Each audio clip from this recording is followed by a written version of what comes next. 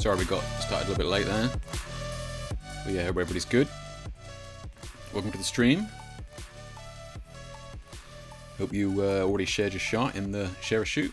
Looking forward to checking those out in a bit. I've been so busy today, haven't had a chance to see what people have posted, but yeah, check those out later. But yeah, welcome. Do these every couple of weeks, and yeah, always on a Tuesday.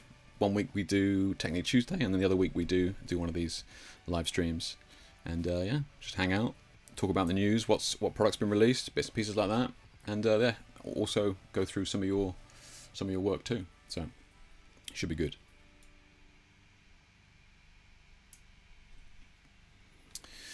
Well, let's see if you're in. If you're watching the stream, just shout out in chat. Be interested to see who's in here tonight. See who we got going, and then we can get started. I'm just going to grab the link for the share a shoot in case you guys haven't posted an image and wanted to. I'll just grab that for you. Let me sort out this chat window. Put that somewhere useful.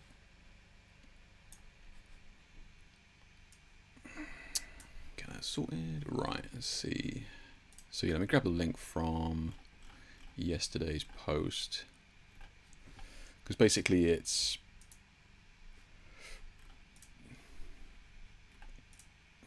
this image here from yesterday, this post here from yesterday. Hey Chris, how you doing, buddy? Good to see you in here. Yeah, so the post from yesterday. Let me grab a link to this one. I'll pop it in chat just in case anybody wants to share an image. They can do. We can have a look at it a little bit later. Pop it in there. Also, if there was any kind of, like, I don't know, if you had saw any interesting items like news and that sort of thing, any pieces of kit that you thought were pretty cool, anything that caught your eye. Like YouTube's really strict about posting comments, so you can just use kind of that link there that I've just popped in chat, and you can just post it either in here or in the post on Facebook and that sort of thing, and it'll and I can check it out. Okay. So we got Jamie. Wow, nice. Really leaning into the tubes, buddy. Nice. Good to see you doing that. What else we got in here? Got Vlad. Nice. I saw this on Instagram, mate. Yeah, it's looking good. It's looking good. We've got one from Tony. More of a traditional shot from Brett there. I guess we'll allow it, Brett. We got David's one in there. Anders, beautiful as always. Anders, Nick's as well. Chris, we got a lot of coloured ones in there, guys. Yeah, really cool, really good, brilliant. Yeah, tons to go in there. Oh, you are here, Jamie. Nice, mate. Nice. I'm glad you could make it. This is looking good. It's looking good. Straight out of the old Jake Hicks workbook there, mate. Love to see it. I even got the same clamps and everything. Nice. Yep. I just saw, yeah, experimenting with the underlighting and stuff. Yeah, I like it. Good stuff. Always good to play with new ideas. Don't take anybody else's word for anything, mate, especially when it comes to photography. A lot of nonsense out there, so yeah, definitely always encourage people trying things, whether it seems weird or not, right? And underlighting can work. It can work. I mean, I didn't look at that and go, oh my god, you've underlit that. So that's always a good sign. Yeah, good stuff. So what we're going to do today, we're going to go through a couple of bits of pieces of news-wise, and you're going to talk about, I mean, mainly we're going to talk about the Adobe thing, right? With regards to Firefly being introduced into Photoshop beta, which will ultimately, I should think, in a matter of weeks, maybe months, be brought into the regular Photoshop that most of us already kind of own or pay for. Let me just turn that off.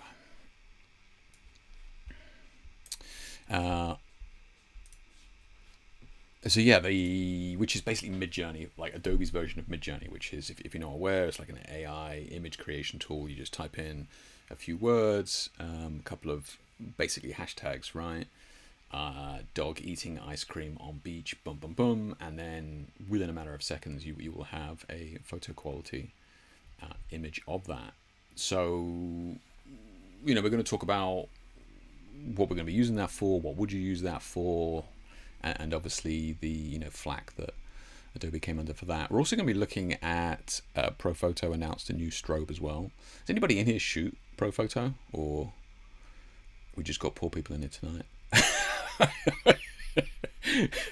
Let's be honest, it's a lot of money for those lights. Is it worth it? I guess that's up to the user. But there are a lot of excellent lights on the market today, and they've announced a new one. I don't know, the D3 Pro, whatever it is. I'm looking a minute. Yeah, and it's just another light, and it's a recessed bulb again, right? So it's not an exposed bulb. If you're not sure what I mean, the ProPhoto lights, especially like the travel lights, whatever they use, or the battery lights, they all have a flash tube encased in that black tube, and it can dramatically affect how the light reacts with the modifier that it's used with, right? So them bringing out a new recessed bulb is an interesting choice, because they have come under a lot of flack in the last year or so, where more and more people have gone, hang on a minute, I'm getting better quality light with like a Godox or something like that has an exposed tube, and that's always going to be up for debate, right? Because you've got the trade-off, something like Godox, a lot cheaper. Is it as reliable? Is it as consistent? All these sorts of things, right? Is it going to have the same color consistency? Is it going to have the same flash durations and recycle times? All these sort of things. So kind of like looking at the pro end, right? If you're doing like a regular portrait shoot and like you miss a couple of shots, probably not the end of the world, right? But maybe if you have 90 seconds with a celebrity, probably every shot counts, right? So you want every single one to be bang on. So is it worth paying for that? But yeah, pros and cons for each. So have a look at that as well, and another couple of bits in the news as well. It is serving you well, Jamie. Yeah, but I mean, you've practiced it. You're making it work.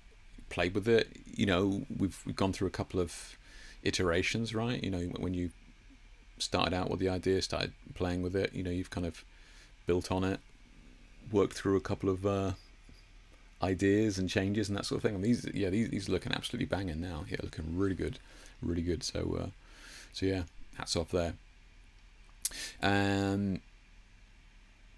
You pour up to get. To be fair though, the road lights aren't cheap. Yeah, that's true. Yeah, it's all well me saying, ProPhoto is expensive and that sort of thing, but road light is pricey as well. So paying for quality, I guess.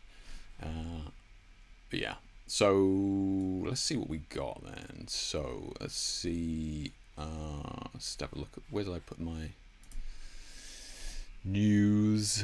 Let's have a look. It might be that one. I just checked, Jamie. I just checked to see if you were the only one here, and no. Apparently there is. You got a bunch of lurkers with you today, Jamie. So just you and me talking tonight, mate. So we're going to go to a couple of bits of news, and look, I'm sure you guys all saw this, right? How you doing, Steve, mate? Good to see you. This was the advert from Apple with regards to the new iPad that they were kind of bringing out, and I'm not going to spend too much time on this because it's not super relevant to us, but I think it's probably worth just mentioning in terms of where a lot of these companies are. And essentially what they were doing was they had this huge hydraulic press. They had all these kind of pianos and arcade machines and cameras and just tons of instruments, right?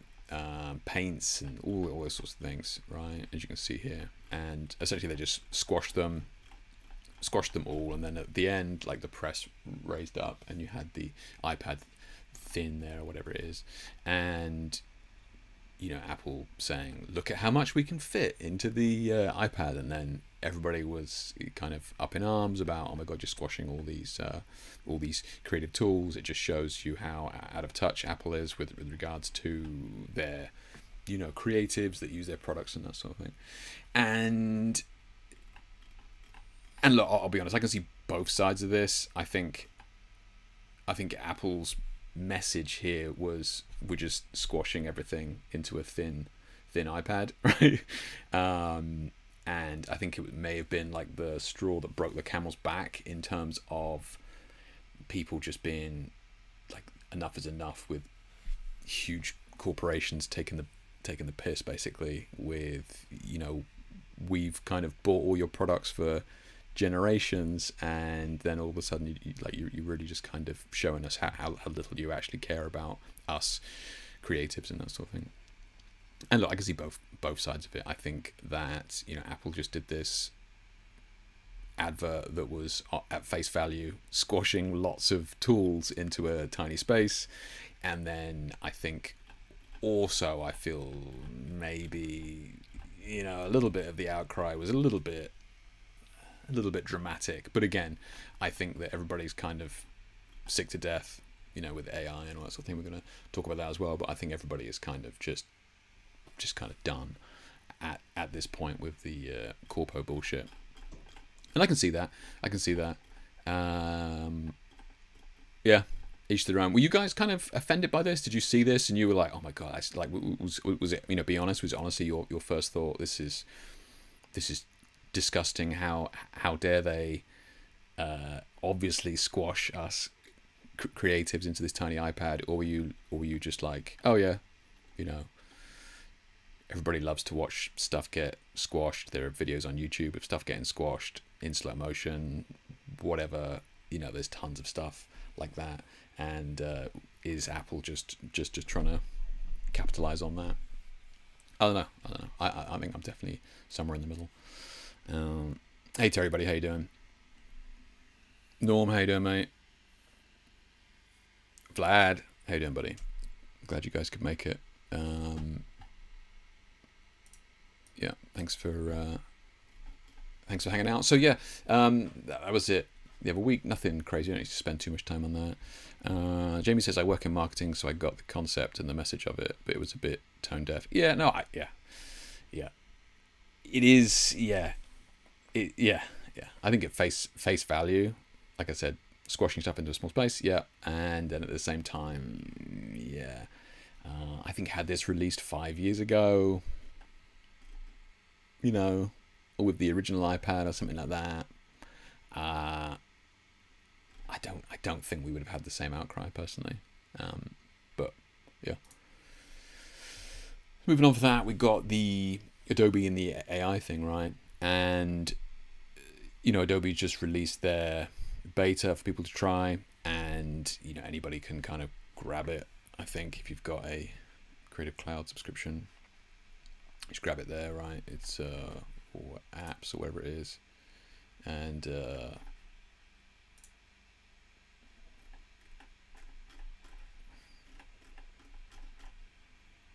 I thought it was there. Maybe because I've already got it in there. Maybe because I've already got it downloaded, or weird. It used to be there. Update available. Okay. But yeah, so it's just on there in Incredible. I haven't just identified it. Anybody can download it.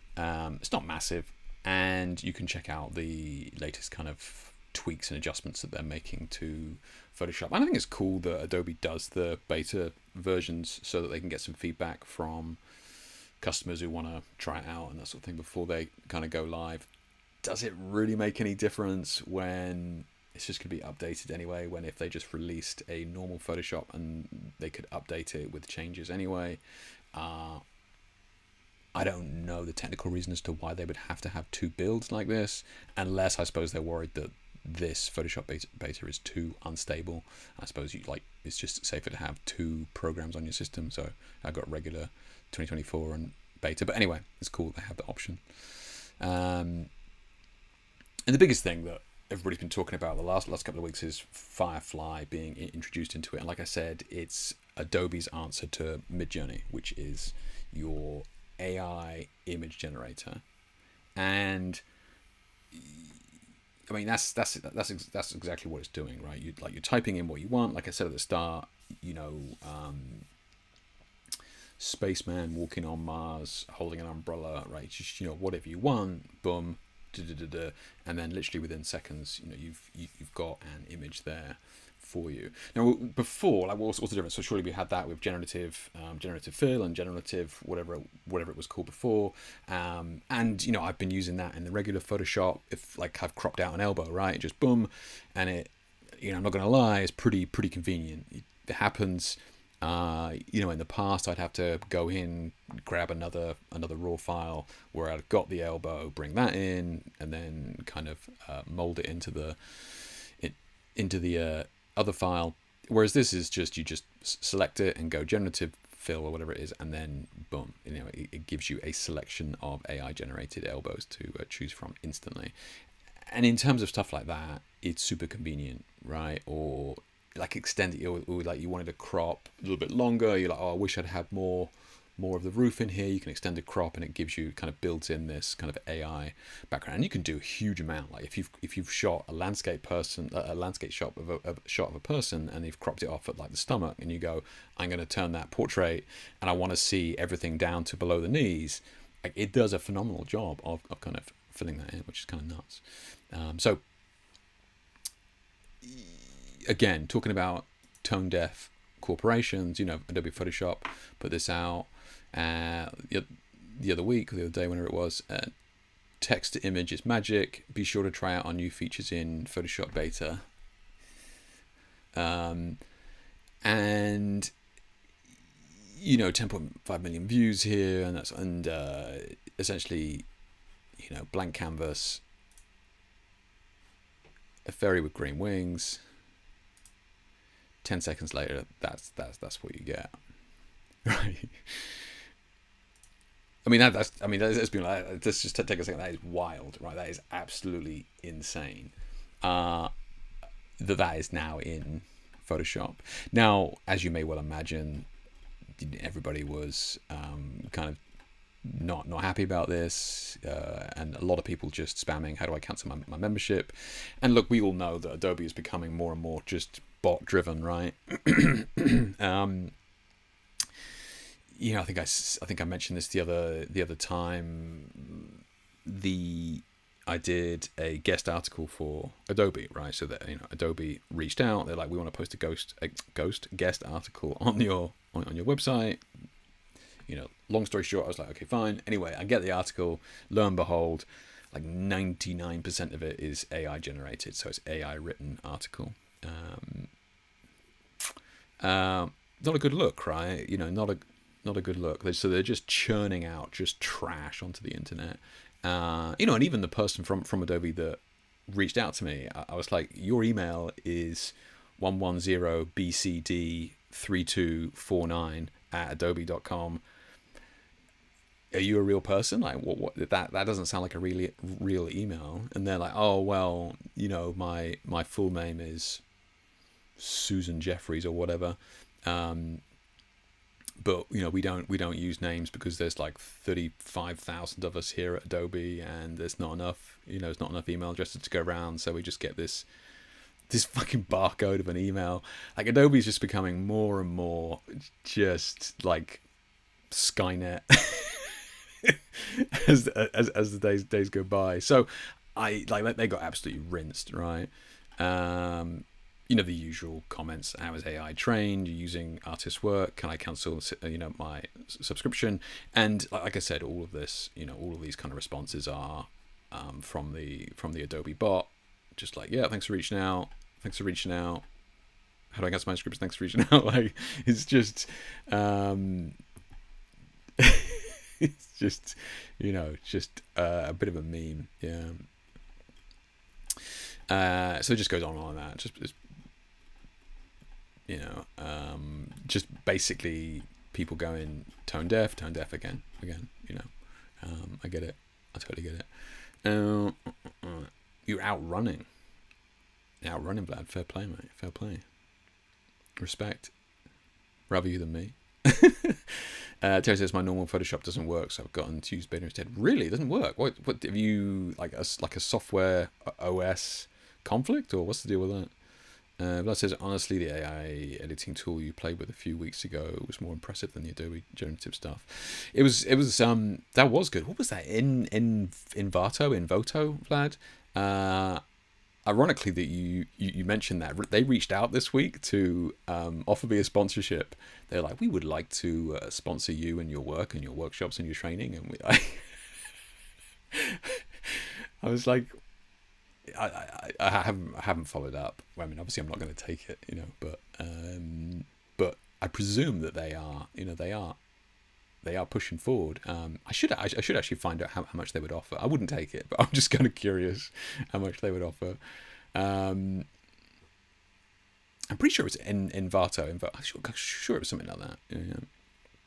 Also, my contact from Chinese corpos, I collab with 100% AI generated. Really, yeah, I've worked with a business for many years, and he reached out a couple of months ago, and it was a long email, because it was a lot of important stuff to discuss business wise, and I was like, I messaged him back going, you realize I know you. I know that is 100% an AI generated email.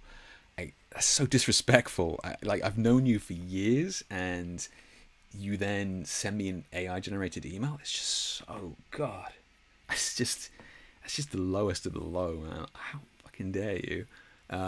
It's just gross, So please don't do that. If there's a language barrier and that sort of thing, most people are totally accepting of that.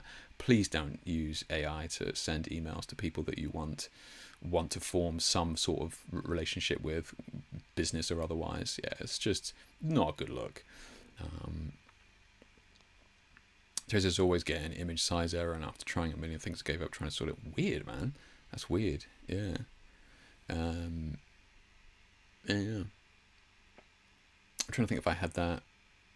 I had this thing the other day, which I had no idea, because I keep all my files relatively, normal size, basically 4,500 pixels or something like that on the long side, so not massive at all. And I was doing a job with somebody the other day, and if a Photoshop file gets over a certain size, it has to save in a different version, and I did not know this, and I've spent a while trying to make it into a Photoshop document so that something else would read it and that sort of thing. Anyway, it was a pain in the ass. But yeah, I hadn't realised that was the thing. Was it PSB, I think they called, or something like that? Yeah. Take the sponsorship, Jake, take the dollars. I've said this to you guys before, and it is kind of tricky, right? Because I think we're all, and I mean, correct me if I'm wrong, if there are any young people in chat, and by young I mean under the age of 25.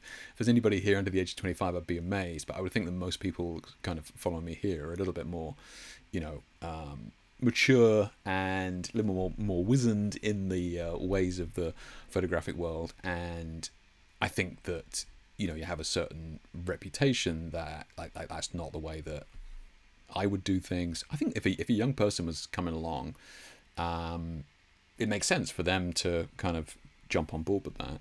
If they're creating a community moving forward, then I think they could do it. But I think everybody's a little bit we're all skeptical, right? Whenever I receive an email now, like I said, is that AI? I mean, for the most part, you can tell immediately. But we're all a little bit kind of skeptical, right? Or is that picture AI, or is that? So I think for me to ever do anything like that, money or not, I think it's just better for me to just keep eating my beans on toast and not sell my soul. Although I say that, I'll see how much they would give me. As Grab says, I've had 2 days ago a couple of passing by my photo booth at a local convention and asked me if they were actually photos or Mid-Journey. It's tough. gripes, right? It's tough because you get some people go, oh, you should be flattered. That's crazy. Wow, it's like they're so good that people think that they're AI generated. Like that's just the biggest backhanded compliment you could possibly imagine. Yeah, it's weird, man, and it's becoming harder and harder to kind of break that down, right? And I can't see us changing that anytime soon. So following on from that, I play a lot of games online with several guys, and one of the games we play is Destiny 2, and they had a competition, which is why this came across my feed. But basically, he created this image of like these game characters, entered a competition. I think he won a competition, something like that, and everybody just started to tear him apart, going, "It's AI! How dare you! It's disgusting!" All that sort of thing. And he then went on to share like time lapse of him making it. He's also provided like the PSD, and like I think there's a picture back here of him working on the layered document, and people are still like, no, I don't believe it, right? It's definitely AI, and like a couple of things that people were kind of arguing over was they were looking at imperfections that he'd put in that they were blaming on AI. They were going, I don't know, like they were saying like the hand, like there was a weird hand or something like that, and they would go, it's obviously AI. I can't believe. Anyway, yeah, there's pictures in here. People taking a shot and they're going, oh yeah, this is off, and then this is off, and this hand is off, and that sort of thing.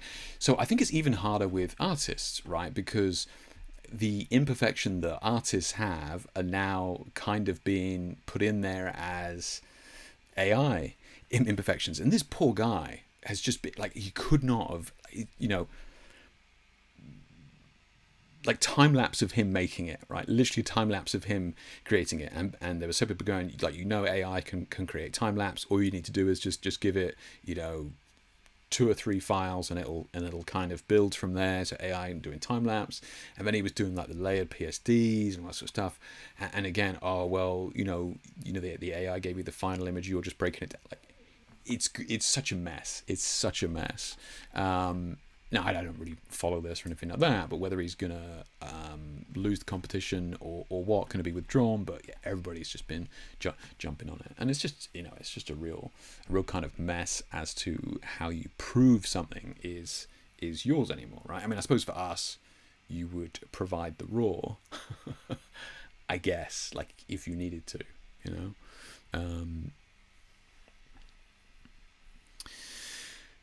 Terry says, talking about PSBs, you always say it's PSB because of it. Yeah, okay, so you're working on massive files then, Terry? Yeah, because I'm certainly not. Like I said, I'm working on 4,500 on the long side, so it's not big at all. Yeah, I've heard comments on my work on Instagram where they've accused it of being AI, so figure that one out. Yeah, and yeah, it is. It's weird, right? I mean, years ago, if we go back 10 years, if we go back to the plastic skin era of photography, it was kind of the same thing. Everybody was like, we need to see the raw. This is fake. We need to see the raw. And it's like their version of fake was it's been, like skin is too smooth and that sort of thing. And it was like Photoshop was, it was some wild times. We're talking coming out of 2000s into 2010s and that sort of stuff, and Photoshop was just wild, man. Like it's just crazy over retouched skin and that sort of thing, and everybody was like, need to see the raw, need to see what it looks like beforehand. This is ridiculous, not even a real photo anymore. I mean, we're kind of doing it again, right? We're kind of getting to this point now where kind of the same things are being said. This is not real. We need to see the raw. This is fake. Yeah, it's just like I guess it's just going to always be something like that, right? Any chance you play Rocket League as well? I need a new teammate. Nice. Do you know what? I never got into Rocket League, Vlad. Yeah, never got into it. I mean, it's massive now. So that was just one of those kind of sleeper successes, right? Everybody thought it was, not going to be much. In fact, it gave it away free on the PlayStation Store, and it was like, I'm not downloading that, like, and then it was just turned into this incredible game. So I kind of missed out on that train. Yeah. People are still playing. Just don't start, Jamie. Don't start. I just got the Lightful DLC for PS5. I haven't played it in years. I know. Yeah, I think a lot of people are going back to it. Yeah. I'm not going to start that debate.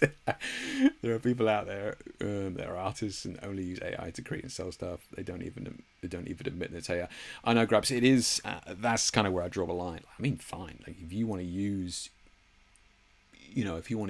felt tips over paint, and I think fine, okay, but own it, right? If you want to use AI over a camera, fine, it's just a tool, but own it. Don't try and palm it off. I have no problem with people using AI to create images. You do you, right? Just like I don't mind people crocheting hamster hats. Like, I don't care less, right? You do you. But when you try and palm it off as something else, when you try and trick people, it's just bad for everybody, man.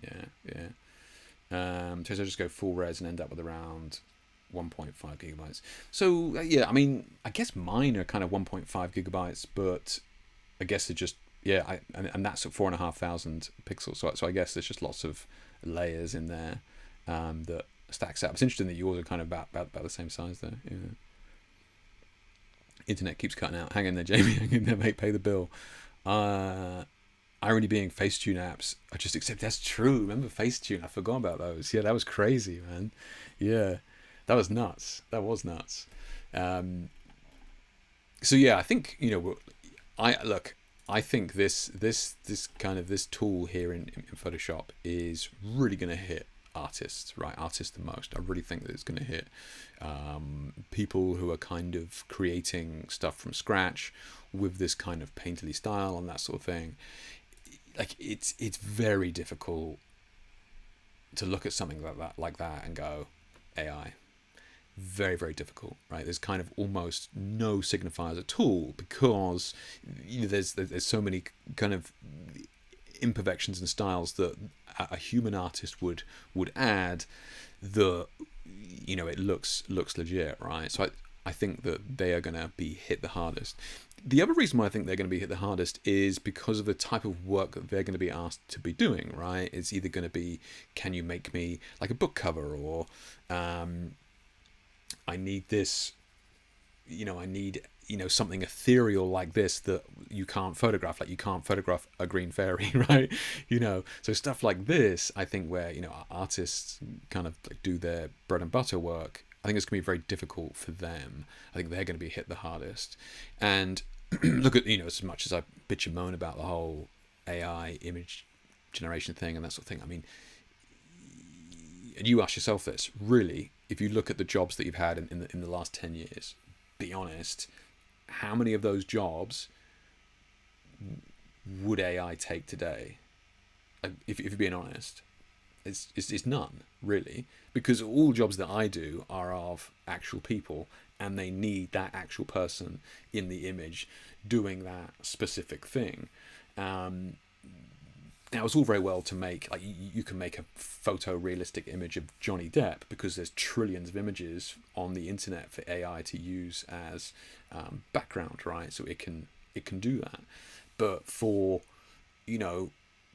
Susan Walker down the road, like, there's no images, there's like half a dozen images of her online. AI can't recreate her accurately and that sort of thing. So and so much of my work involves the actual person being there rather than a generic human. And even if it's not about the person, it's about like the styling or the fashion piece, right? Whether it be a specific carbon fiber corset editorial or something like that. Like, you can't AI generate that because it doesn't exist. These are items that are unique to the person who needs the images, and there's no way that AI can do that. So look, I'm being totally honest. Is there any jobs? Is there any money that I've made from photography in the last 10 years that AI would steal? There isn't. Right, there isn't. Do I think that it's trash? Yeah, I do. It's not. It's not photo, and it's borderline not art, really. But I don't think it's going to be taking away our jobs anytime soon. That's just my 2 pence on it. Yeah. But yeah, what about you guys? Like, do you honestly think that there is anything that you've done in the last few years that AI would take from you? I mean, I can't really, apart from generic album covers, like album covers maybe, right? But even then, I mean, there's no money in album artwork anyway. They're not even worth doing. It's been years since I've done them, just because they're just book covers and that sort of thing. Again, right? Book covers, album covers, like, yeah, there's going to be tons of that crap. But images, don't know, man. Don't know. Okay, so we'll jump into Adobe in a second. Have a little bit of a play with that. Let's just crack on with a couple of the bits of news here I wanted to go over. This was kind of nuts, actually. I was just like, this. You really need to see this for yourself, but I was just blown away by this. This is not going to be interesting to most of you, but I was just absolutely mind blown at the level of technology that is required to kind of see this. James Webb Telescope captures Horsehead Nebula edge in unprecedented detail. This is like all of these things here. Like you really need to like to see this full size. Like individual, I don't know what galaxies and stuff. It's just mind-blowing, just absolutely mind-blowing, the sort of scale that this image capture device is able to see. So if you it's pretty nerdy stuff, but if you're into it, definitely check it out. And they're talking about like the older one here, right, versus the newer one on the right. So it's like the older one, the infrared, mid infrared and near infrared, and how much more stuff it can see. It's absolutely nuts. So yeah, if you're into that sort of stuff, absolutely check that out. That's just wild to me. Absolutely wild.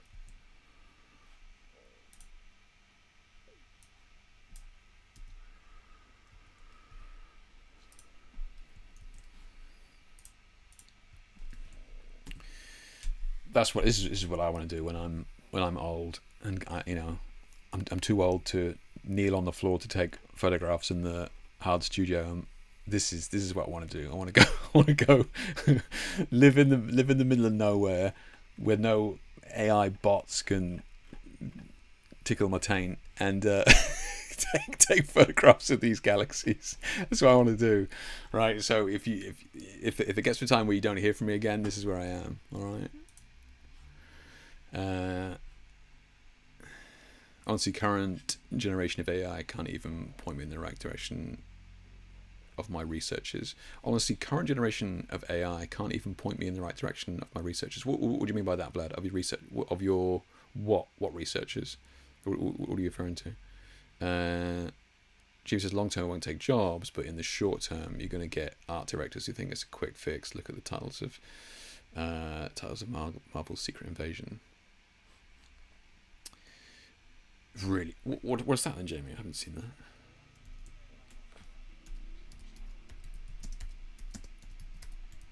Marvel's what? Secret. What, and it's AI?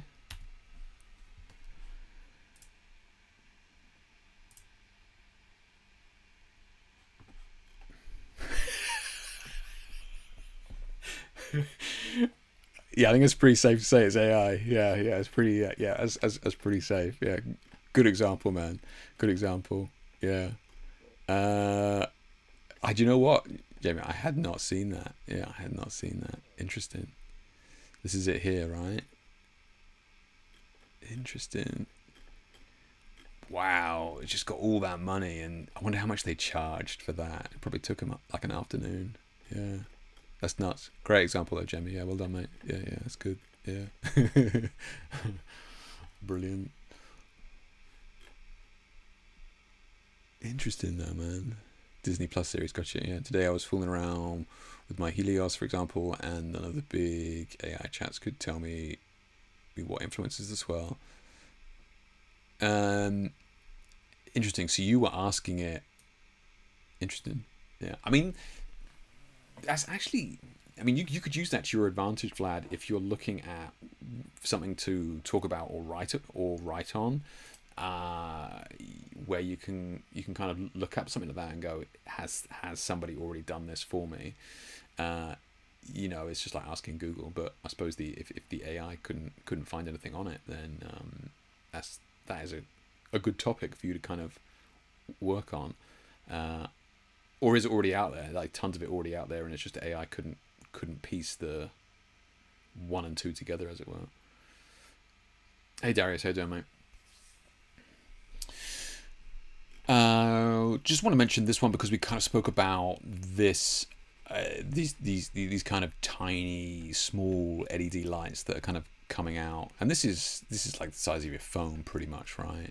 And I find them interesting because these lighting companies are kind of doing different things with the shapes of these LED lights. And I just find LED lights. I find it interesting to see the different products that come out of it. I suppose this is what 100 watt, yeah, the size of your phone, and you could have that in your pocket, literally, right? I find that kind of interesting. You could literally have that in your pocket, and I mean, I guess you could do that with a speed light and that sort of thing. I know. I just found it kind of interesting of the type of products that are coming out there. Again, no idea of the quality of light or how bad the color is, and if it's even remotely useful in anything apart from a dark room. $130 though. Yeah. Already filmed my video on topic. Nice, Vlad. Nice. At least it's not out there. Yeah, you will see in the rant attached to the photo, and it's nice. Okay, mate. Looking forward to it already. Polaroid launches its new chemistry-loaded black and white 600 monochrome frame. So this is, I know, Jake's talking about black and white, but bear with me. It's kind of interesting to see more of these films coming back around, more of this kind of organic look to imagery kind of rising up as well. And film is kind of getting a little bit of a leg up here and there. And it's interesting to see Polaroid. I mean, it says Polaroid, but who owns the name now? Is it Impossible and then somebody else bought Impossible Project? I forget now. But anyway, whoever owns Polaroid now, bringing these out. So a packs of buy now in packs of 8. So I guess you get 8 shots for $20. Yikes. But they look cool though. They do genuinely look really cool. And I gotta say, call me old fashioned, but I kind of love this style, which is why it kind of caught my eye. Look at that glow.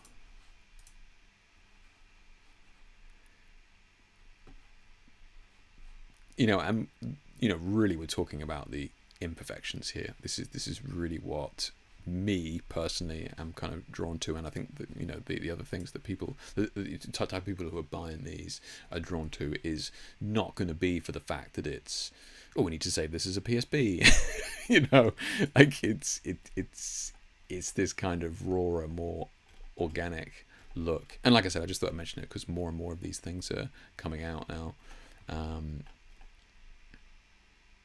Polaroid. So this is the OG, the Polaroid 600s, as well as the Polaroid i2, the Polaroid Now, the Polaroid Now Plus.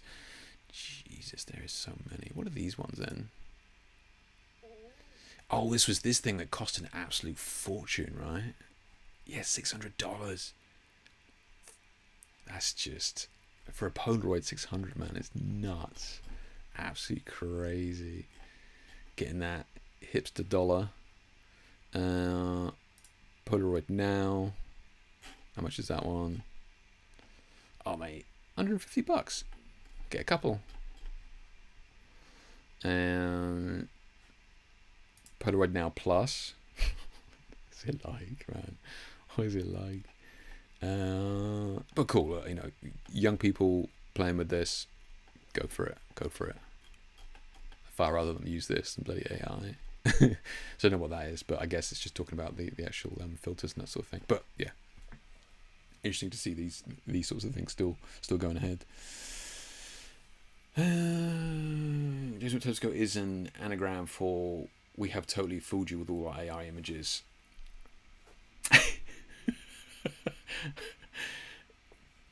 if that was I would be devastated. Can you imagine? Yeah. Polaroid stuff is cool but overpriced. It is very expensive, lad. Yeah, very expensive, extremely expensive. And you know, I've fallen in the trap here. I've got some medium format peel apart Polaroid here, and you fall into the trap of never actually using it because you're waiting for the perfect time, and there's never anything that is really perfect enough. And yeah, I dread to think the state that film's in now. But yeah, you're right. Like the peel apart stuff is devastatingly expensive. Yeah. Hey Kat, how you doing? I've been good, Kat. Yeah, I've been good. Yeah, last month was nuts. Yeah, crazy busy. April was just bizarre, and it's just the way it goes. You know what it's like being freelance, the way it goes. And then May has been a little bit quieter, so I'm just kind of working on some bits that I've been putting off and retouching. Yeah, retouching. Well, I'll tell you one thing that I was pulling my hair out today with was retouch notes. I'm normally pretty good with clients. Like a lot of clients will, you know, Jake, you do you, you're the professional, you get on, I love your style, do what you do. And then I had a gig recently that it's just kept going backwards and forwards, you know, of edits. And this is kind of a good thing to kind of bring up as well. If you are going to do this and you're going to have contracts with people, you know, just always kind of stipulate in there that, like I think in mine it says you get three reworks. Now I rarely have to use them, but they're there, right? And it just kind of gives you a little bit of pressure. So when this client today was like, I want to make this change, and I was like, well, this is the third rework. So I just kind of, you know, mentioned it. I was like, look, let's make sure we get this right, because this is obviously the final rework. I want to make sure that, you know, on the last edits that I give you, that this is absolutely correct. So I mean, would I put my foot down on it if they come back, if I do these edits and I'm going to send them off tomorrow and they come back and go, yeah, I'm still not happy? Would I go, well, you only get three reworks? No, that's it. No, I'm still, you know, I'm gonna make sure that they're happy, but I'm just gonna kind of really make it apparent that they're taking the piss. So yeah, I just thought I'd mention it as you mentioned, like how I was doing, Kat, and I've been haven't had to deal with that in a long time. But yeah, the understanding what a client wants compared to what you think you're giving them never ceases to amaze me. You know, Polaroid with AI went, don't, man, don't. Yeah, it's just not. I got a Spectre without researching. Turns out film has been discontinued. Apparently, you can modify 600 film, I think, and it got one shot before constant jams, and it sits on the shelf looking pretty. So you've got one, right? I mean, I think I've got a couple of old 600s around here somewhere, but yeah, like the film is super expensive. So is yours called the Spectre, the Polaroid Spectre? That's a cool name for a camera, by the way, if that is what it's called. So the film for it, let's have a look. Is it?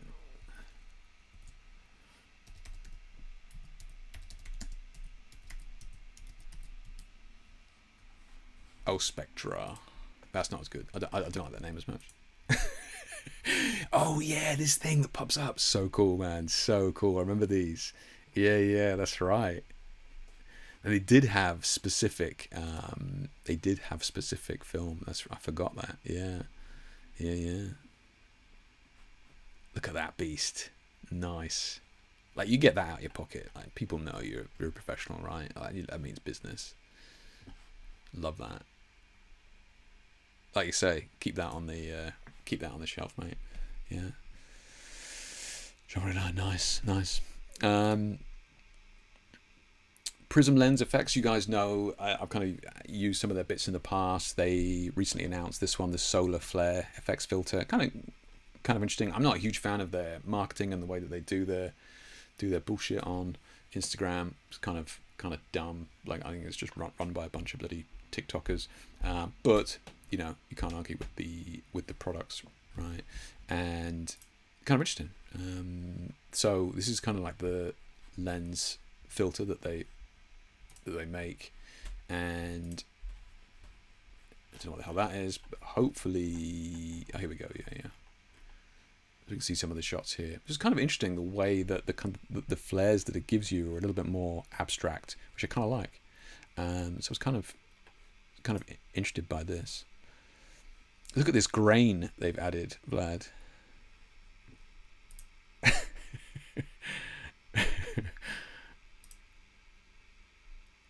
Nice, perfectly retouched skin, and then add the grain. Love it. Good job. Do you know, I'm kind of into that, because it's not like the star filter that was super cheesy, right? I mean, there's certainly time and a place for that, but this is kind of cool. Yeah, it's kind of cool. I wish Prism Lens Effects had a shop in the EU because customs shipping costs. I know, Gripes. Yeah, it is nuts. Yeah, like I think when I bought a bunch from them years ago, I was just like, let's just look. I'm only going to do this once. The shipping costs more. I mean, to be fair, it was the same with my gels, like the gel packs.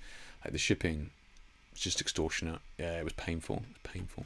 But anyway, yeah, kind of interesting. If you're into lens filters and funky stuff in camera, give that a look. Kind of cool.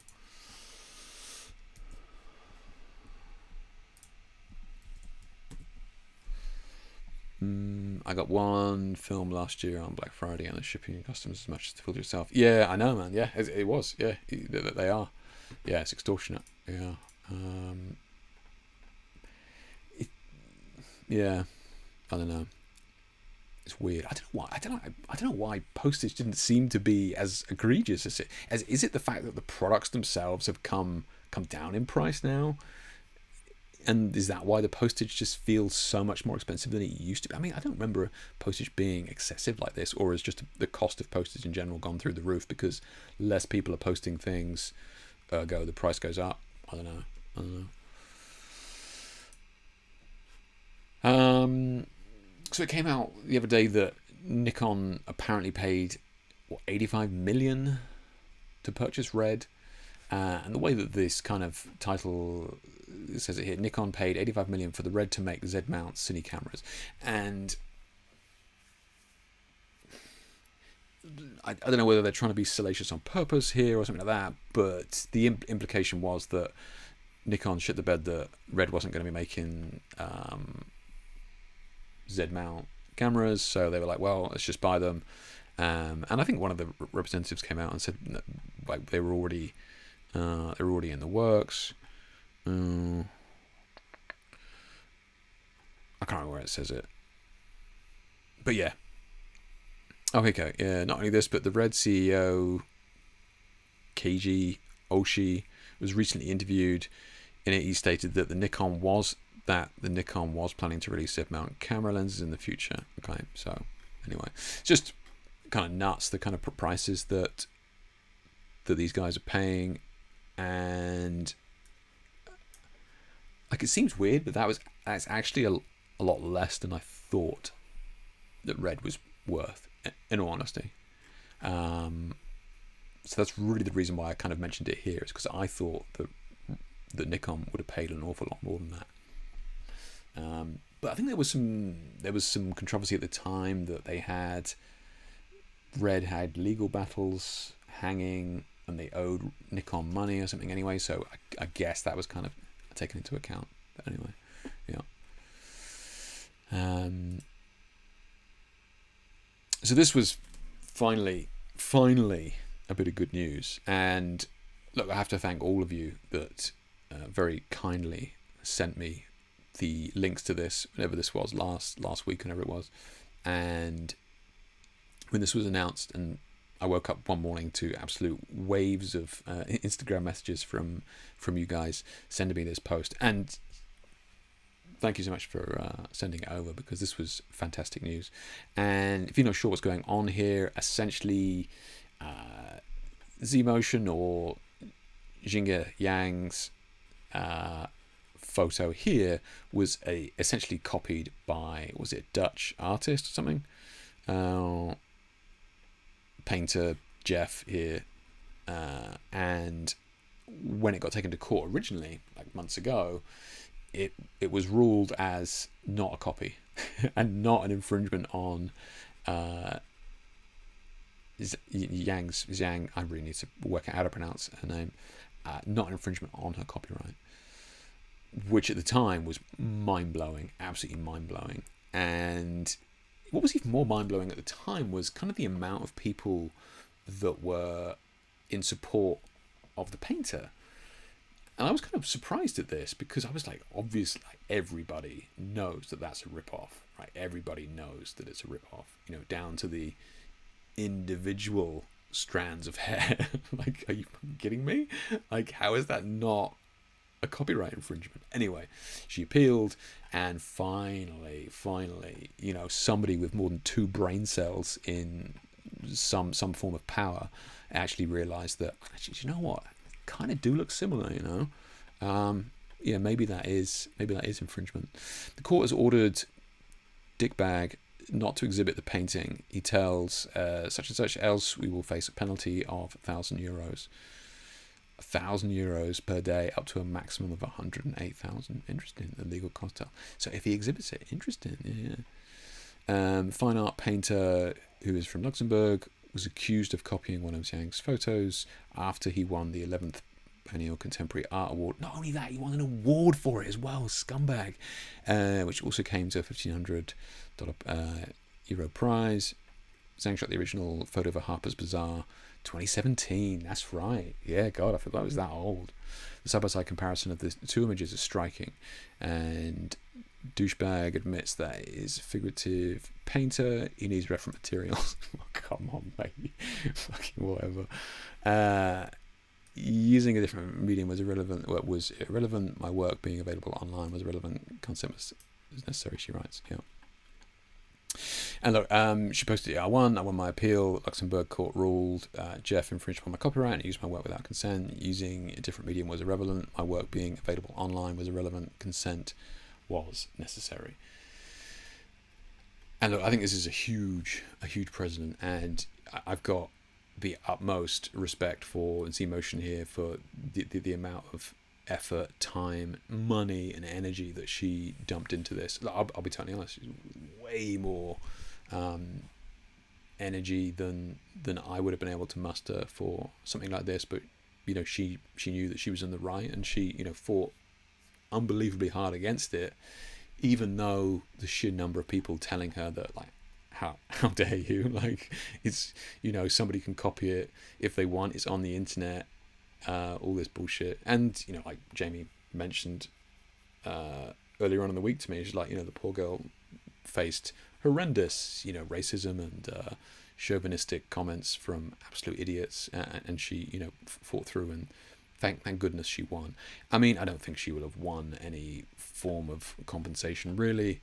I doubt she will even paid her expenses back, but I think she's done everybody a great service by winning this, and I take my hat off to her. Indeed, Pedopix reported last week that Zhang launched a lawsuit against Google along with the 3 other artists who accused. I'll have to have a look at that. Yeah, I'll look at it now, but interesting. So yeah, hats off to her, and long overdue. Yeah, so just flipping the image. I know, Andre. Yeah, do you know what? I was really surprised, and I'm glad that this court ruling has put us right. Because I wasn't sure. I thought I could just take any image I want and just mirror it, put my name on it, exhibit it, win competitions. Job's a good one, right? I don't want to have to do too much work. So I think flipping it should have been enough, really. The way you tell the story. I am totally unbiased. I like to present the news with a neutral and unbiased approach, which I think is only fair. So congrats to Z-Motion, long overdue.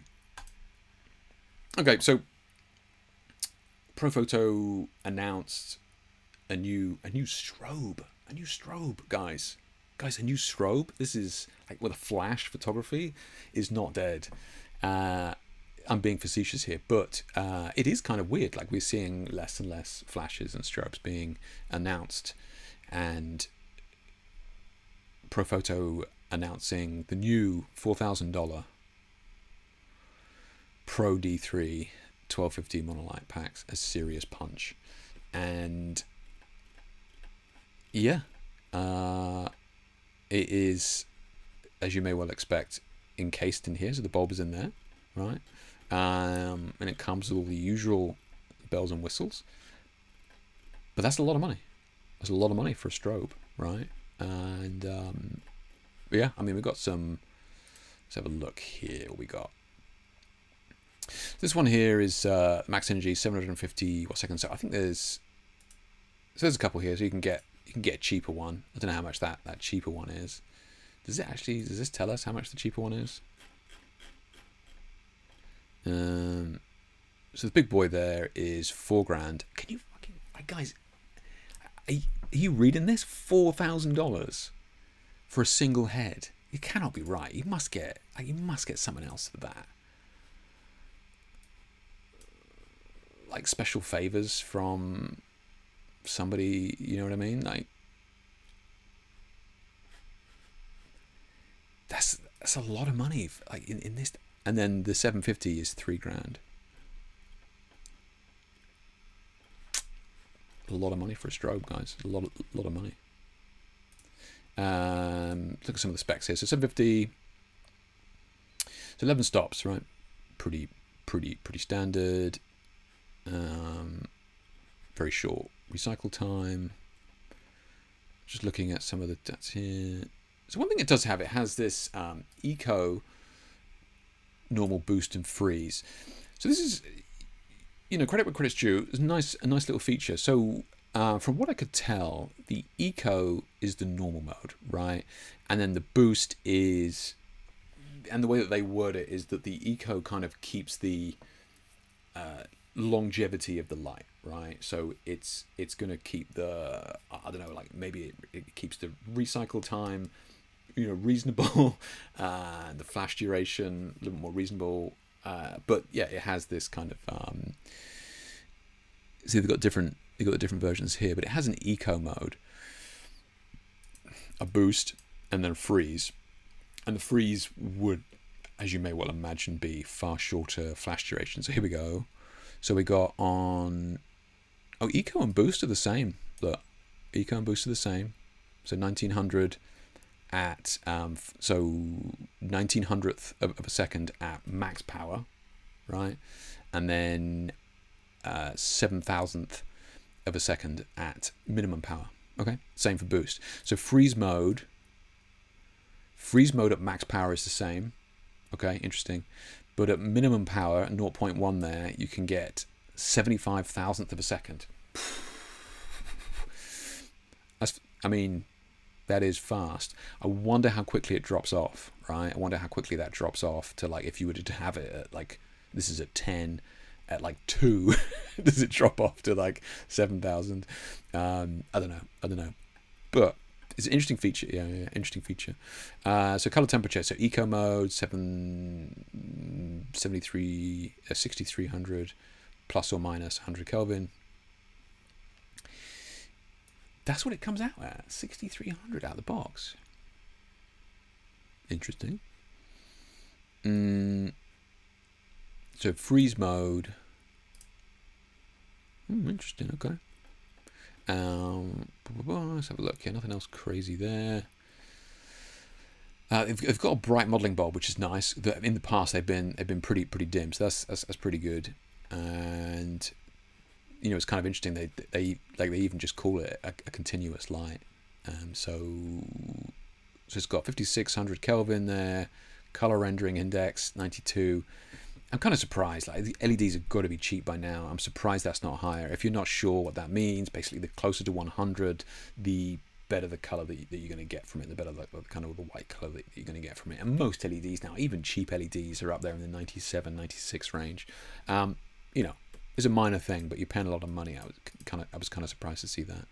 And it's a 56 watt LED, just to give you some idea as to how bright that modeling bulb is, right? I mean, got to remember that is so for the 750 there, that's plugged in. So that's not battery. That's plugged into the wall. So yeah, it's not even a battery powered light.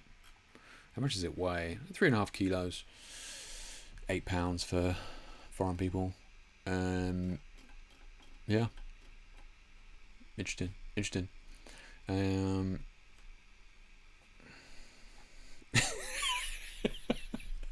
You guys, man. One flash for $4,000. How many pocket LEDs do I get for that money? I know. It's crazy times, man. It's crazy times. 750 is great value. I know. I wish I'd started there, man. I was kind of put off originally by the 1250 value, but like as soon as I read the 750, I was like, oof, I feel a bit bad for saying it's expensive now. Yeah. $4,000 for a stroke. Yeah, exactly. Yeah, literally. Yeah. That's what paying 4K gives you. I know. It's like, if I had that amount of money. Yeah, I don't know who this is for. Like, I don't know who this is for, you know? So, the gentleman that does a lot of the products for Profoto, I'm not sure of his name, Chris Fain here, right? Young guy, and he did a couple of videos that Profoto put out on the Profoto channel here, and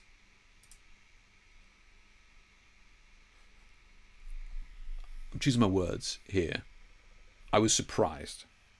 Okay, so this video came out on the Profoto main channel, and look, let's be honest. We've all been kind of, you know, joking about the cost of Profoto and that sort of thing. We've, you know, like it's expensive, right? But you know, you're buying a Mercedes or something like that. That's the kind of look we're talking about. We're talking about a brand that is kind of the Mercedes, you know, level, right? Maybe Profoto is even higher. Like, you know, it's an expensive brand.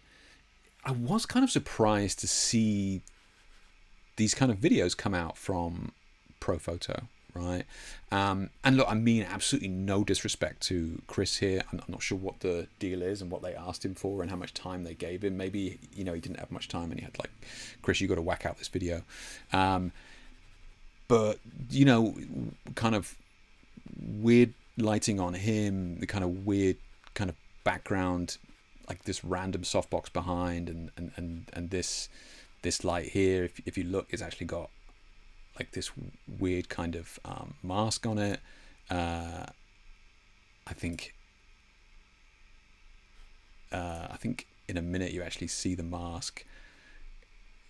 If you watch the mask here in a minute, so watch the mask or move. It's, look, I'm not nitpicking here, but this is a Mercedes brand here, and I'm kind of curious as to what's going on with Profoto and what they were thinking with this, because this seems like a budget video, and I'm really surprised to see this from Profoto, being as, you know, that they are supposedly this Gucci brand. It's kind of weird, kind of weird to see these videos coming out of this flagship product. You know, it's costing like $4,000 a head. Kind of odd, kind of weird. So I was just curious as to what's going on with Profoto and what they're putting out. You know, I think that there have been other videos out there made by other YouTubers who have had access to the lights that I would probably recommend you have a look at. Let's have a look.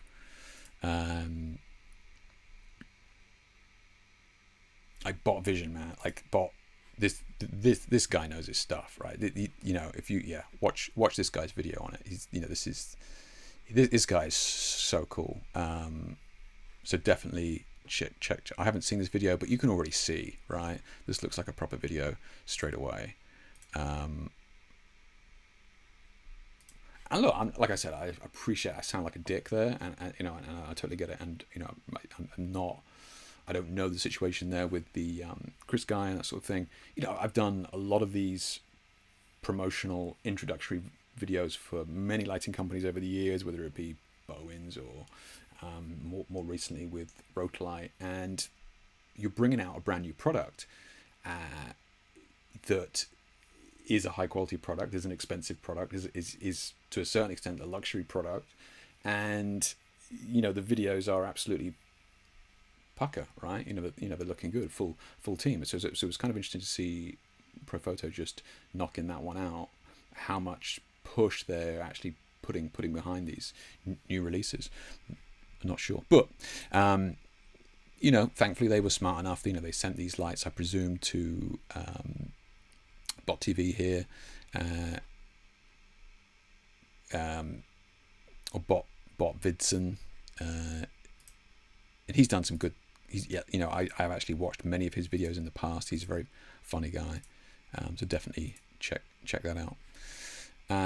So what's the deal then with, you know, my response originally, or my concern originally when I was kind of seeing this, was this is an encased bulb in this kind of tube here, as opposed to an exposed bulb. And you know what I mean by an exposed bulb, right?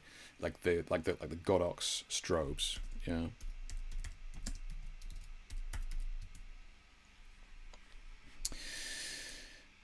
So even like the cheapest of the cheap will have an exposed flash tube. So here you go, it's just a basic one, right? So the flash tube is exposed, it's actually protruding out of the front of the head, as opposed to what Profoto has kind of done in the past. And this can cause problems, right? Having this encased bulb can cause problems, and it can cause problems, you know, for a multitude of reasons, but the main one being is how it affects the actual light coming out of that tube. It doesn't have a chance to spread around the modifier. And I kind of wrote about this many years ago. You know, it's the same issue with a speed light, right? You know, light is being forced down this tube as opposed to an exposed bulb that is being spread around the modifier. And you know, I think down here I even talk about the. Yeah, so you go. You got $2,500 head. This is the old B1s.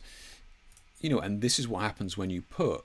This is a Profoto B1. This is a $2,500 strobe, by the way, with a Profoto beauty dish. And that's the result you get. Now, look, in my opinion, that is unforgivable.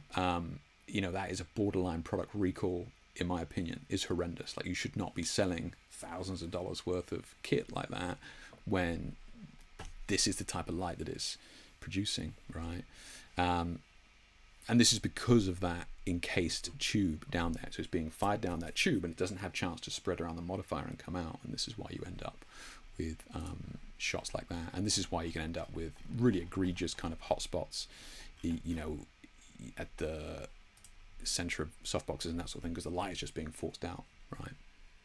So the exposed tubes don't do that anywhere near as much, right? So I was interested to see that Profoto bring out, like I said, yet another encased tube, right? Do all of you guys kind of use an exposed flash bulb? Do any of you use flashes that have like an encased flash tube like that? And just to be clear,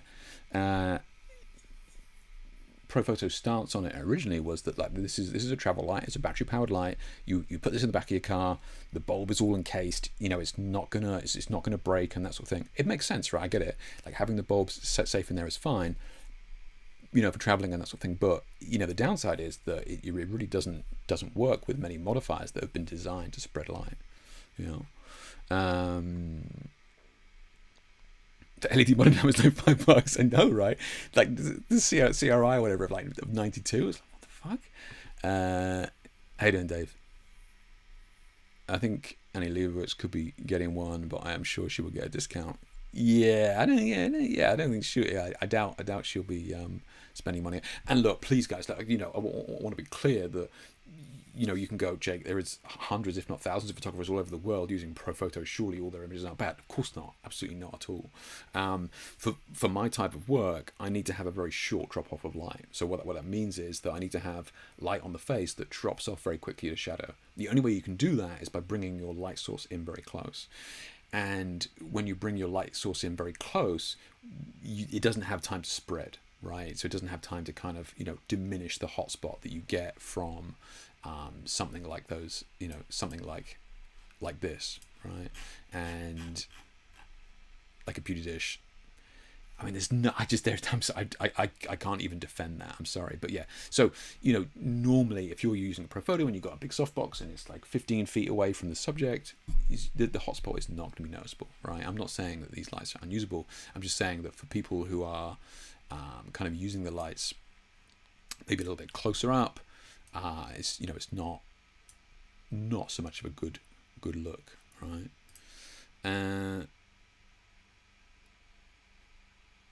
How do you feel about the Pro Gear having touchscreens instead of knobs and switches? Not like at all. I'll be honest, Vlad. So as you guys know, I've been working with the Rotor lights, and they all have touchscreens, and it is good. It is good. Like if I can just quickly go from 0 to 100, swipe it like that, or I've got the color spectrum on the RGB there, I can just go zip, just bring my finger, boom, straight to the color I want, fine tune it and that sort of thing. It does mean that you can navigate around, all the kind of features very, very quickly. And one thing that I was kind of really impressed at with the Rotor lights is the sheer number of features that it has, but you can pretty much get to them within 2 clicks, right? Because it has icons and that sort of stuff. So it's very easy for even an idiot like me to operate. Now, I can certainly see what you mean, Vlad. Absolutely. The one thing that I kind of like about my older strobes was the fact that if it's up high, right, I can operate it without needing to look at it. I know I can go boom, I can just dial it, boom, boom, boom, cool. I don't need to look at the screen, right? Whereas with the touch screens, you need to look at it. You can't do anything by touch. You need to be looking at it. So I can definitely see where you're coming from that. Got a newbie videographer and offered free exposure. Yeah, I don't know, Dave. Yeah, I don't know. He is a younger gentleman.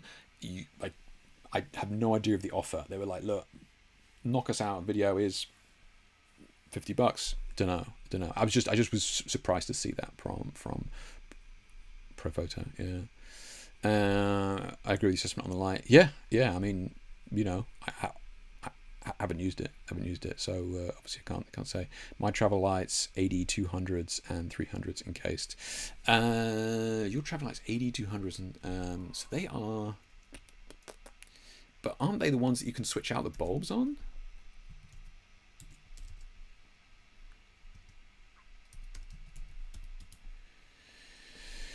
Yeah.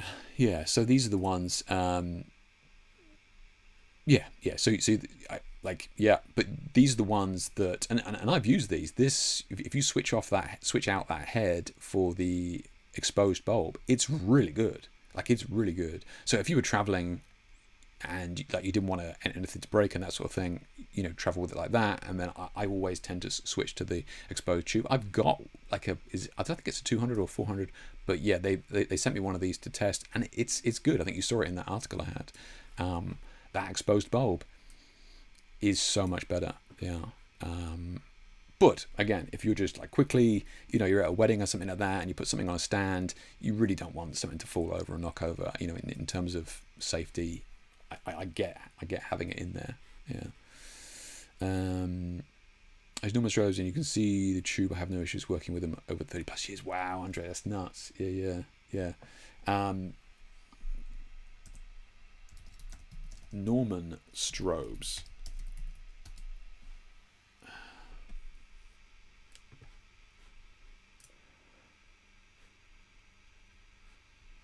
I've absolutely love to see it, mate. Absolutely love to see it. This is the issue, right? And I'm not going to dwell on this, but this is the issue with some of these flash manufacturers of old, right? These poor buggers that made exceptional lights, right? And Bowens, in my opinion, this was the issue with Bowens. They made exceptional lights, and I've still got them here, and they're coming up to 25 years old. Do I use them all the time? No, of course not. Of course not. Did I take them on a shoot last week as a backup because they plug in and they have dials and switches and not reliant on anything? They will work. Yeah, I did. I literally took them on a shoot last week.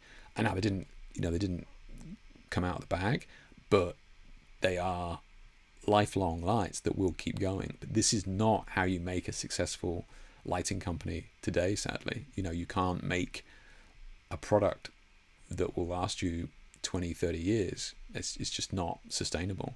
And it's sad, man. I think it's sad. And the reason I say that is because, towards the end of Bowens, we made a phenomenal light in that XMT light, an exceptional light. When we finally brought it out, and I thought it was a phenomenal light, and I still use it. I used it on a shoot last week, and it's it's a shame. It is a shame. Yeah. I don't know. Can you imagine much of your equipment now that you've got that you're going to use in 30 years? It's probably not. Yeah. The Neo touchscreen is a pain in the ass if you try to pick up the light. Yeah, that is true, Dave. That is. I know. I've definitely done that. Especially if you've got a color like dialed in, you move it. Absolutely. Yeah.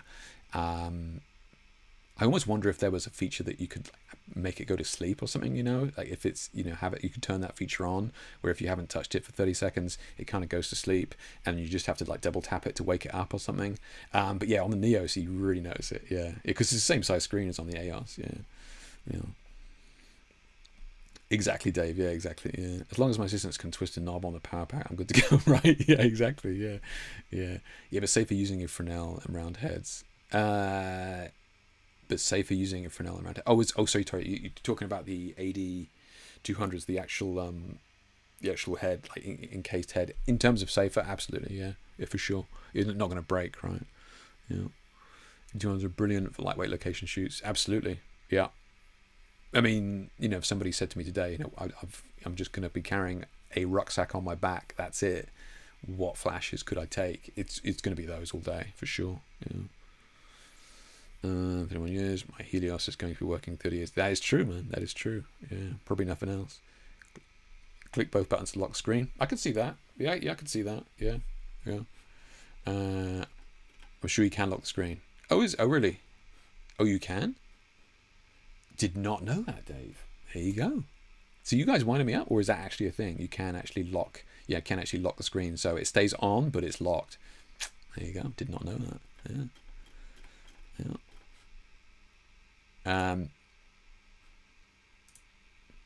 So Brian from Boston sent me this earlier in the week, and it was kind of unrelated to the new Pro Photo coming out, but it was kind of a perfect kind of look at it. Now this was 9 months ago, and I think this is the Chris guy, right? Yeah, the Chris guy again, and he does these kind of live streams, Roboto, and in fairness to him, he actually broached this subject, the protruded versus flat front head with the soft zoom reflector. And what's happening here is that more and more people are kind of questioning this with the Pro Photo heads. I had a guy last week said that he's changing, or he's looking to change his Pro Photo heads because of it, right? That's the only reason he's changing it, is because some of the modifiers that he's got, or the modifiers that he wants to use, is not really working with these encased heads. So in fairness to Chris here, he set up this this kind of live stream, and by all means check it out and see for yourself. But it was kind of interesting. I think he dealt with it well, and again, I'm going to be respectful, so just watch it yourself. There was a couple of questionable things, right? So here he has the flash tube, like the exposed flash bulb, but it's not even in the actual modifier, right? So he has all this light pumped around the studio, hence why, this is because there's probably a wall where we are here, where the camera is, hence why there's more light on this left-hand side rather than just being straight on, because he's got tons of light being dumped around the studio. But then he does bring it further in.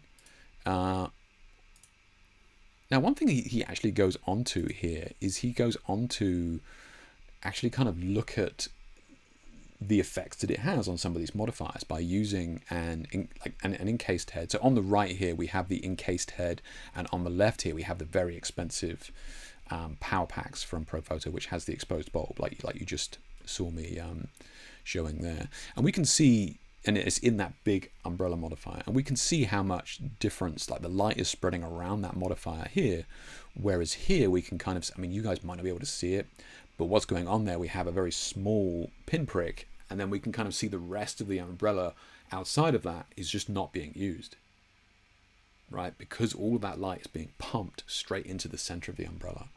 Now, I take my hat off to him because he is obviously working for ProPhoto, and you know, he's kind of gone, look, you know, I'll show you what it does, and you know, sadly the results are not ideal, because this head is just not using that modifier, right? And I think, I don't know whether he shows, because what happens later on is one thing that I'm always warning you guys about is double shadows, right? We may, here we go, we may see it here. So he talks about this here. Now, what is a double shadow? Well, it's basically where the light is hitting the modifier and is giving you light and shadow, but then the light itself is actually giving you light and shadow. So you end up with two shadows, right? Which is not a flattering look. And he kind of looks at it here, and we can kind of see the double shadows here as well. I think let me just see if I can find it. Maybe I missed it.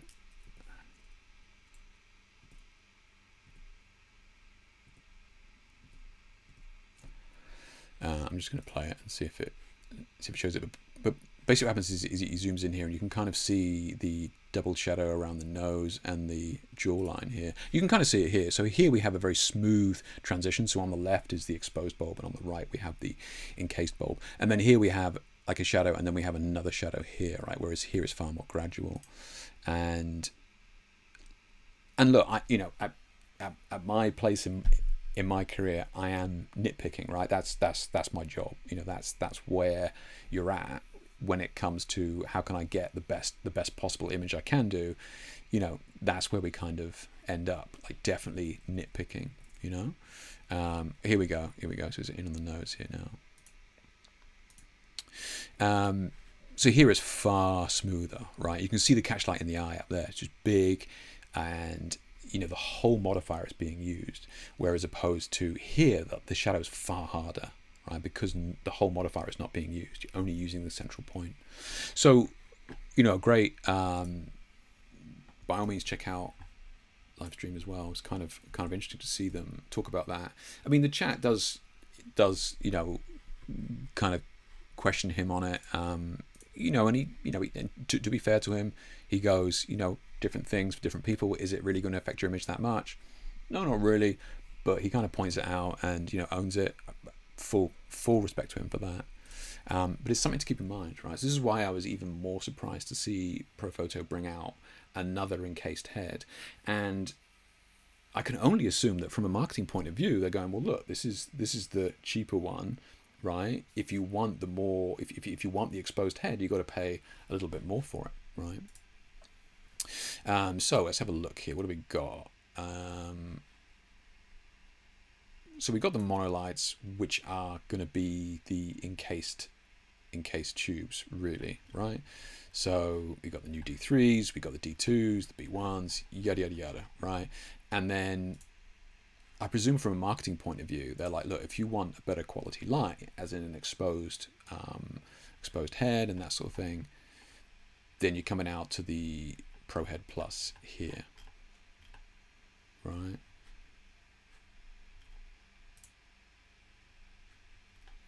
Which uses the exposed head. Now, to be clear, this is the head. This is you don't have any. You got to buy a pack as well, right? It's just the head, right? This is the pack. You can plug 2 lights into that. So this is their kind of pro end, right? This is the pro end. Believe it or not, like the $3 and $4 grand heads, that monoblock heads, I don't think that they deem those as the pro ones. This is the pro head pack where you get the real, stunning quality light, and but you got to buy the heads and the pack separately. So for 15 grand, you can kind of get yourself one light and off you go. A lot of money, a lot of money.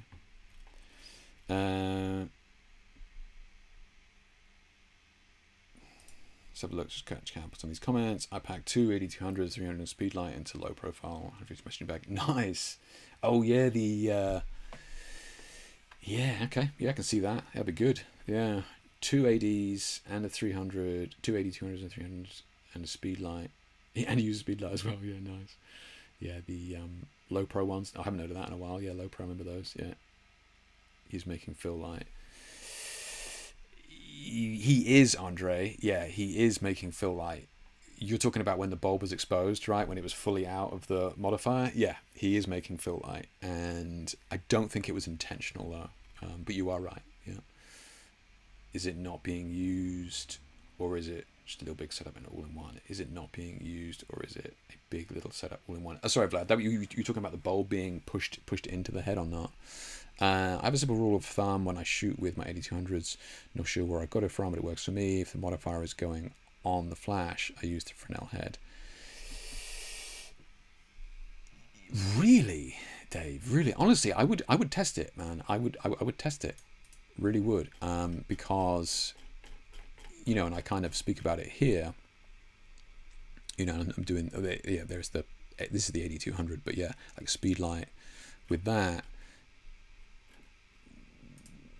I would try it with the exposed bulb. If the modifier's going on it, I would honestly try it. See if you prefer the results rather than it just being pushed straight out. It may, it should spread the light around the modifier a little bit more. Yeah. I give it a go. See what you think. Yeah. You're talking about the fill light, yeah. So look, I mean, just to kind of finish up on Pro Photo here, they have announced that they will be announcing LED lights next month in June, right? So they go on to say here, the company says it has the intent to enter the cinema market and will launch its first series of LED lights and various light shaping tools such as softboxes, reflectors, which is known for. So, kind of interesting, right? LED lights. Now, most of us know that LED lights, for the most part, are going to be panels and that sort of thing. So it's interesting that they kind of make this distinction here, because that tells me that they want to make LED lights that are going to be modifiable, i.e. coming from a central point, right? So they're going to be making, one of those very powerful LED discs that you see, the yellow discs, and then they're going to, I would presume, aim to be adding modifiers to that. Now, I guess you could add a softbox to a panel. It's kind of making a soft light, in my opinion, but the reflectors, if they mean reflector dishes, that to me says that it's going to be a centralized LED with modifiers on top. So it'd be kind of interesting, yeah. They will showcase it in June at the Cine Gear Industry Trade Show. So he goes on to say, we are obsessed with light. Without light, there is nothing. It's a natural step for us to expand our innovation capabilities to speak with cinematographers of the world, the CEO says. They see light as we do, the one element that can set a scene and mood and tell a story, yada, yada, yada. We're entering the first step to build our presence there, to relocate our global marketing department to California later this year. So look, ProPhoto is going through some changes, man. It is going through some changes. And them coming into the LED market, I mean, that's great. That's great. But they're coming in very, very late. They're coming in extremely late to the LED market, where a lot of companies have already got a very strong footing. You know, obviously Arri being the biggest one, and you know, you've even got people like Panavision as well with their Panelux lights. You know, just a huge dominant figures in the cinema world. So he's making this kind of distinction here, and look, we're going to find out next month anyway, so it's kind of pointless kind of talking about it too much. But you know, he makes this distinction here about entering the cinema market. He's not just entering the LED market, you know, he wants to target the actual cinema market. It goes on to say here, making a dent in the cinema lighting arena is exceptionally difficult. A vast majority of sales are handled by rental houses. Studios and filmmakers rarely purchase their own equipment. And this is true. You know, a lot of the lights from Panelux, for example, you can't even buy. Like, you can only rent them. You know, they're like literally not for sale. Like, we only make them for rental houses. And I think that the one thing that Profoto has going for it here is the fact that Profoto strobes are always in rental houses, right? Whether I like them or not, they are always available in rental houses. If you rent a studio, they're always going to have Profoto heads there. If you're going, you know, if you're renting wherever you are, pretty much anywhere in the world, if it's a rental house, it's going to have Profoto heads in it. So I'm assuming they're going to piggyback off of that, and they're just going to be pushing mainly LEDs into the cinema market via rental houses. So I don't even know how much of an impact they're aiming to make on the, you know, the kind of ground level people like us, consumer level LEDs. Not sure. You know.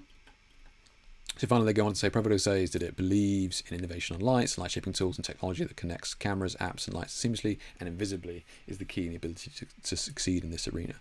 And it's kind of like any people that use Profoto swear by their kind of ease of use when it comes to connectivity and usability of their lights via the apps or the triggers and all that sort of stuff. A lot of this type of thing they have absolutely locked down, and people absolutely swear by it. So, you know, I'm sure they're going to continue that with the LEDs as well. Yeah. The expansion into continuous lights represents a natural evolution, delivering the art of light shaping to a broader market that is not limited to the USA, but the rest of the world as well. We'll see. You know, June 6th, June 9th. Keep an eye out to see what they bring out. Yeah. I have some insider knowledge on it, which I'm not at liberty to discuss, but I think it'll be interesting to see how they present it, for sure. Yeah. He's saying, if it's on, it's usually a small reflector, as I want the small light with a bit of directional control. Fair enough. Yeah, if you want the directional control, then obviously the Fresnel will definitely do that. If it's going to be in a box, I want a bigger light, so use the tube. Oh, okay, perfect, Dave. Yeah, exactly. That's all I meant. Yeah, that makes sense. Yeah, and I agree with you. If you want kind of more control, directionality, Fresnel all day. If you want larger modifiers, softboxes, the tube. Absolutely agree with that. Yeah. So, place our bets on how much we think the first Profoto LED light will be. It's going to be 10K. You know it. Going to be. Interesting times indeed. Right. So anybody got any questions on any of that before we move on to Adobe's Firefly? Interesting indeed. If anybody needs any of those links, let me know before the end of the stream, and I will grab them for you. As much as the postage. Well said, Andre. Well said, mate. Well said.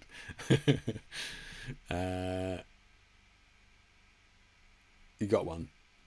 You've already got one. You've already got one of the Profoto LEDs, lad. Yeah, nice. So, Photoshop beta. Here we go. Boom. Photoshop beta. Download it. If you're already paying for it, like I am, you can download it, test it out for yourself. So what's the biggest change here? The biggest change here is the fact if we create a new document, right? I'm going to keep it. I don't want to make it too big. That's fine. Let's keep it at that, right? Create a new document. Let's create that. And now with this blank document, now we can come up here to generate image. Okay. And from here, you know, we can go kind of wild with it, you know, and it does everything from basic stuff, right? Like what we said, man on moon eating ice cream. Now I haven't added anything else there. I've just boom, just hit that. Haven't given it any more advice than that, or any like photo or art or painting or Baroque or Art Deco or anything like that, right? So you just give it carte blanche, and it's pretty quick though, right? I mean that's, you know, pretty quick, right? Now, you know, from here we can kind of go in a little bit deeper, and we can actually make some choices here. You can do it at the point of contact here, but you know, we've got lots of different effects there. So let's just try another one here. So generate image. So let's go.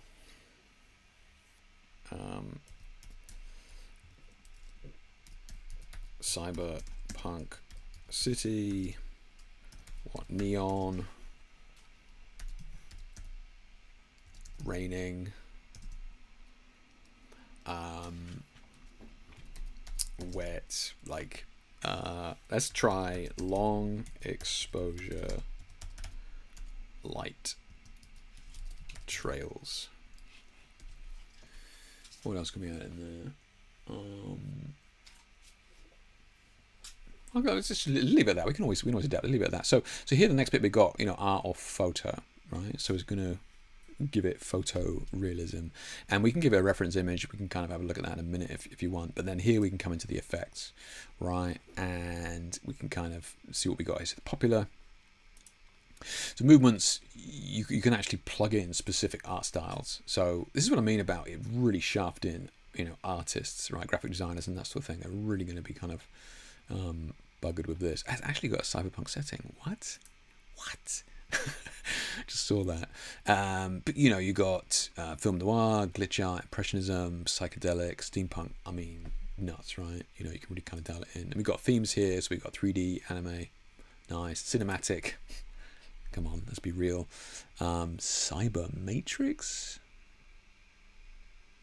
We've got glitch graphic, geometric. What else we got in here? Graffiti, graphic, hyper realistic. Give that a go. Product photo. Interesting. The Scandinavians even got its own style. All right. So okay, wireframe, that sort of stuff. Okay. Then techniques, which is going to be digital fractal, daguerreotype, line drawing, that sort of stuff, right? Effects, antique photo, bioluminescent, bokeh, right? And then materials, claymation fabric.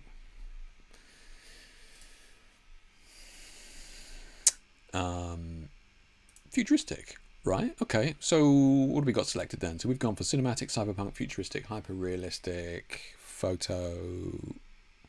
Cool, let's go for it, see what we get.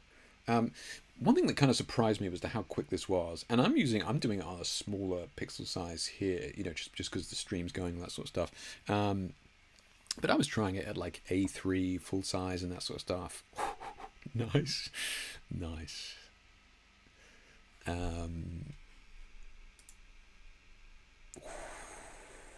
Tidy.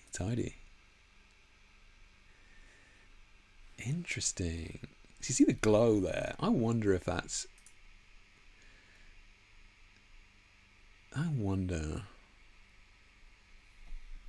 if we take off cinematic and generate, I wonder if that haze is that's the cinematic side of it. But yeah, so I was saying, like, larger files, it was a similar time, right? It took a similar amount of time. But I mean, a lot of you guys, oh no, it's still giving it. Anyway, it's just the rain. I do like this though. This is kind of cool. Yeah. Interesting that it only gives you this because of the light trails. Long exposure light trails. Can we go busy street? Moving cars. Can we do that?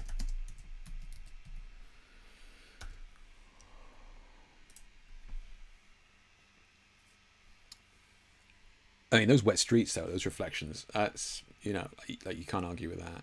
And you know, look, these aren't going to stand up to too much scrutiny. And okay, so now we're actually getting some objects in here. Interesting. Okay, okay. Yeah. So, and again, I think so you've got 3 little dots up here. You click on this and just generate similar. So boom. So it takes kind of the thing that you like here. You go, okay, you know, and then we can kind of extrapolate on that. And I wonder if you can put in. I wonder if it'll change with like different cities and that sort of thing. Yeah. I wonder how much it changes.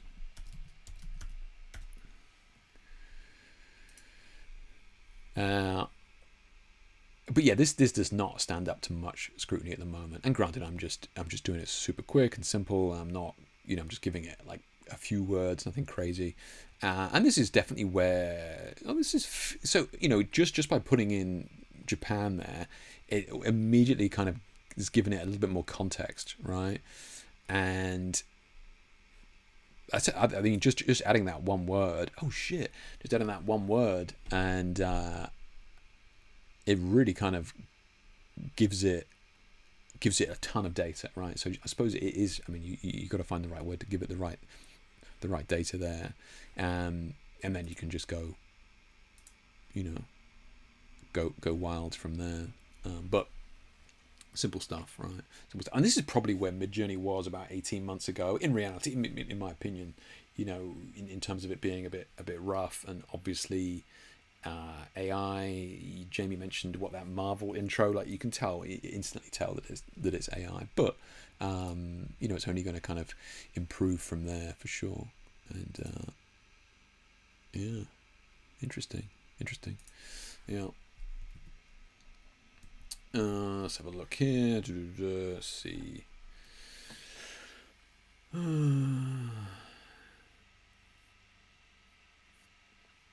know, Vlad. I know. Yeah. Well, there's a lot of cinematic setups that stills guys don't use. Seeing loads of these inflatable softboxes now. Saw a 7-foot tube on Insta yesterday. So I fly up to about a foot away. Really, Dave? 7-foot tube. How much was it? Yeah, I think Photoshop has become photo invent. Oh yeah, Cyborg Samurai reflections look great. It always seems to be far short of photorealism. Yeah, I mean, it's fair, Dave. Yeah, it's fair. Okay, let's have a look then. So let's go what? Fashion editorial.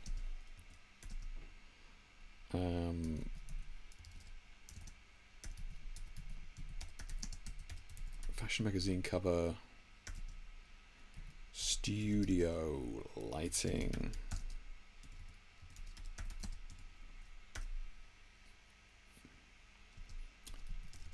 Tall female model.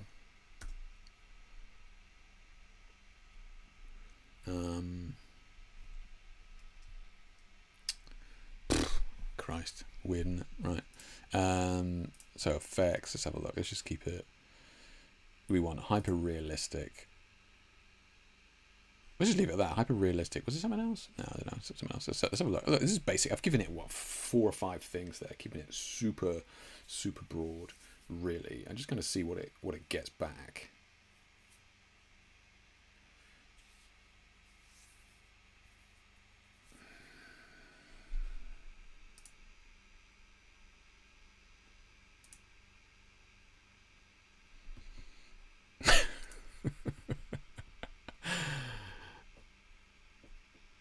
Interesting, right? Interesting. Yeah.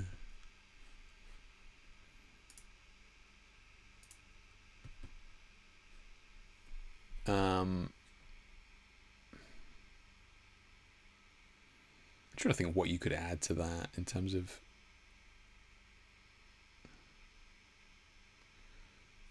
feedback.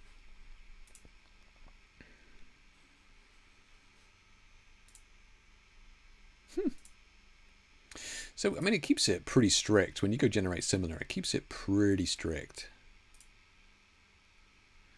Yeah. So fashion editorial, fashion magazine cover, studio lighting, to model. Can you go like dynamic light?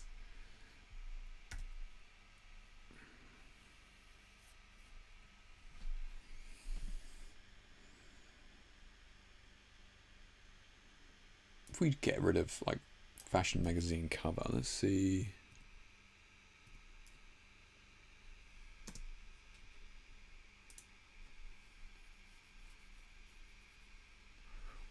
I don't know what creature this is, like a bag or a coat or something. Interesting. But I mean, you know, we got 5 fingers. Okay, so dynamic light pops in there. Kind of got a little bit more interest.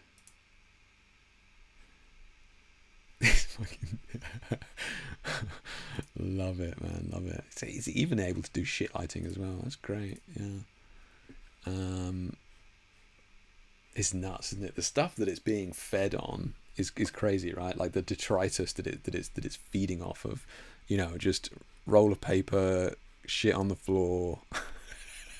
I absolutely love it, man. Interesting though. I mean, look at the detail in the hair though. Kind of nuts. Let's have a look. Dynamic light, colored light. So what does it give me when it says colored light?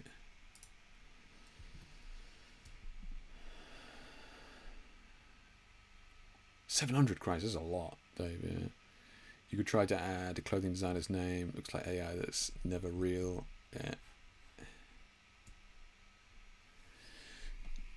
There we go. See, look, this is what I tell you buggers never to do. Love it. Never have your edge lights down here.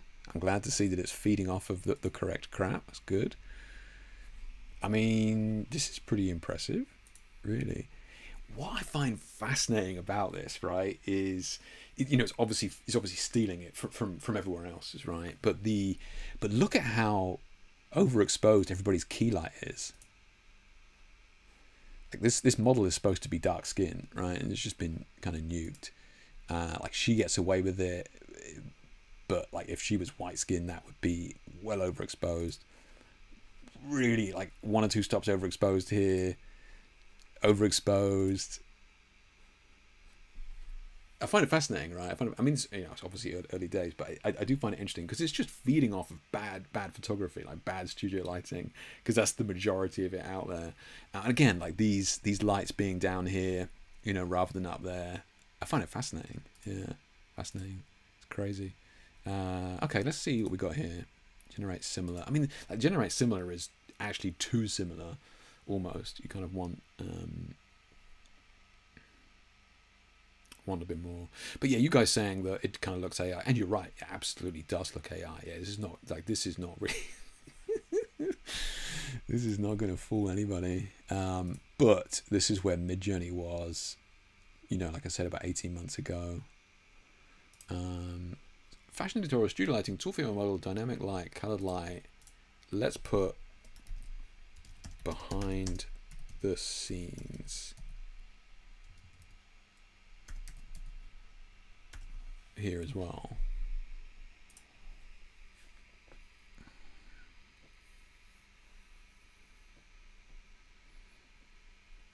The overexposed key lights is nuts. How consistent is that? That's hilarious.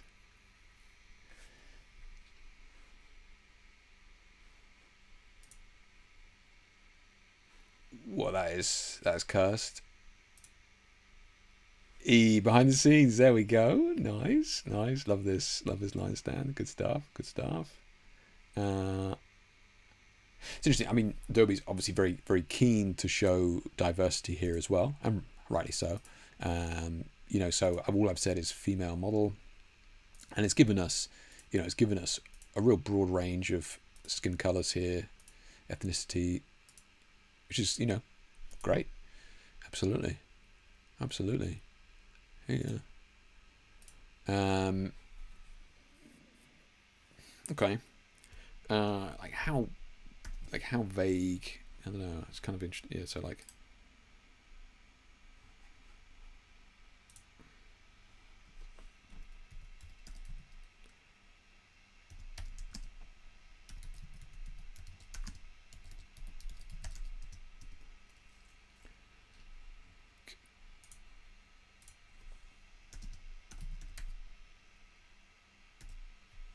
Dynamic headshot portrait. Dynamic headshot. Well, let's put a comma in there. Dynamic headshot. Studio portrait male photo. So we've got hyper realistic. I'm not going to spend too much time on this guy. I'll just, you know, obviously I would never use it, but I do find it fascinating. Mainly because like it's never going to be as bad as this again. Like what we're kind of playing with and kind of having fun with is like it's never going to be as bad as this again. Like there was actually some aspects of Midjourney that were kind of creative when it first came out, which have kind of all gone now. They've all been stripped out. Any personality from it, cinematic. Let's go for it. So I'm going to try one more in a second. Actually, to try use an image that is like a source image or whatever they called it. Okay. So dynamic headshot, studio portrait male. No catch lights. I love that little like even like the cotton thread, 2 buttons side by side, but still. And again, look, you know, mix of backgrounds and stuff here. Nice, okay. Catch lights in the eyes, clean, a lot of data in the head. I mean, you know, I don't know what you would ever need that for, like, because that person is an amalgamation of other real people. Like I'm not sure what you would use that for, other than for setting up fake profiles online to trick people, sadly. And, you know, we are going to have years of that shit that we're going to have to troll through. But yeah, like, crazy, really. If you saw that image, like if somebody created a profile with that image, you're not really going to think twice, right? So let me just see if I can grab an image from like my website and see if we can kind of create something similar, because it says use sample image. Let's have a look. Let's see, just a regular.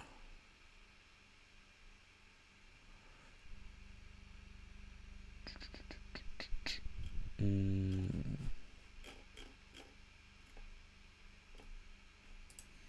mean, this is.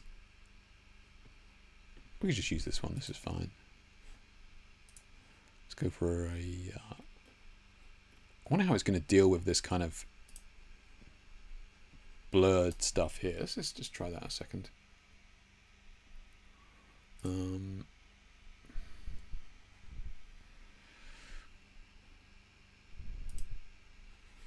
Okay.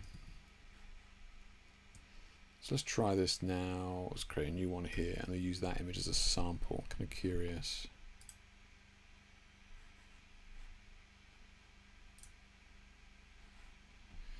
So studio lighting, tool, female, colored. Like, how much extra do you need to give it if you're going to give it a sample image, right? So photo, reference image, choose an image. Let's have a look.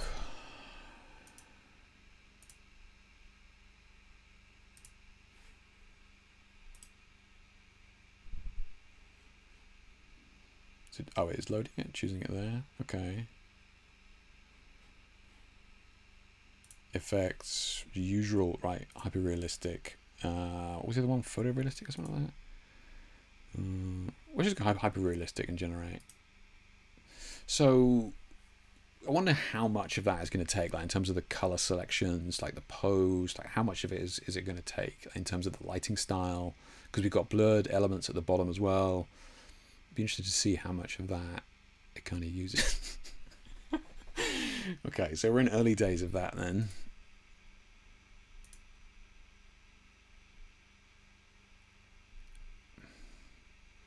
So, I mean, did it take anything from it? Like, it's just not even... See, I guess you would have to do a lot more. It's not even... That's kind of... It's not even the same colours. Green and yellow.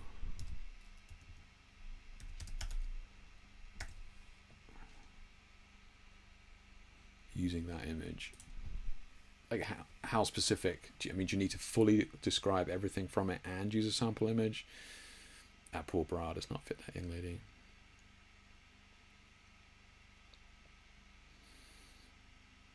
Okay, so it does. Okay, so now I don't know where it's getting these two people from, but adding the green and yellow. Where are these couple photos coming from? Did it see the ghost image of something? Like, weird. Weird, right?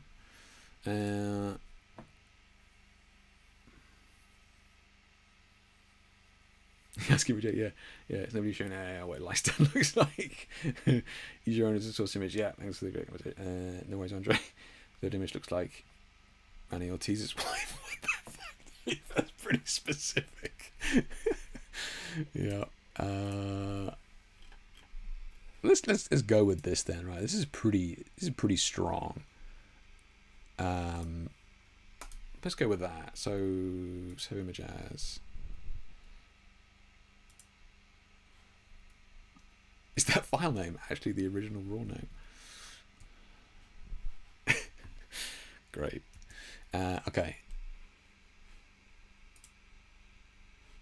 So generate image. Reference image, choose image.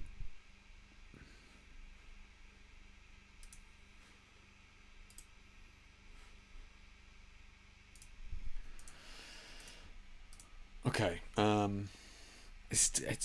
I was surprised at how specific you needed to be with the text, seeing as you were giving it an image. Studio lighting, portrait, orange and blue, light, solo, female. Like, where were the couples coming from? Was it because of the ghosted image in there? It was like doing something weird. Hicks style. Yeah. The effects. Let's have a look. Hyper-realistic. Fine. Generate.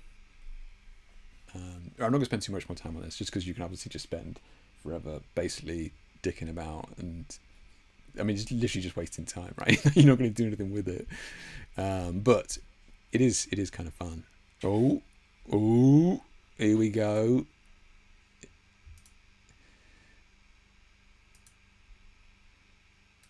Okay.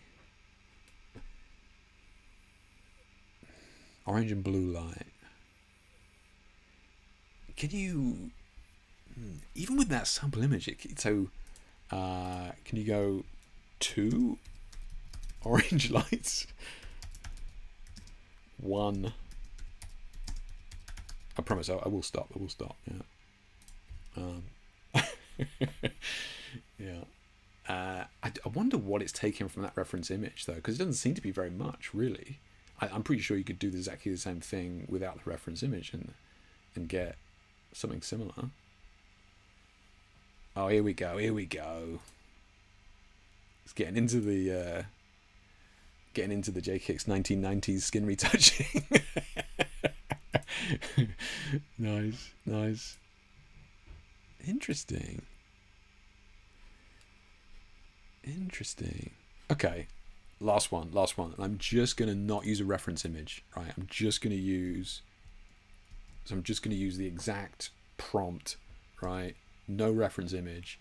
See if it makes any difference.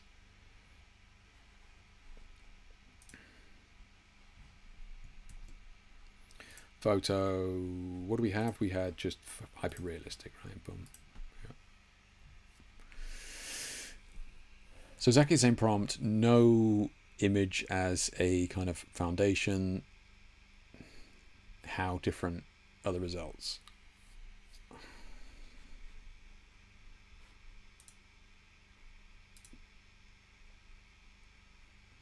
A solo female looking fly. Okay.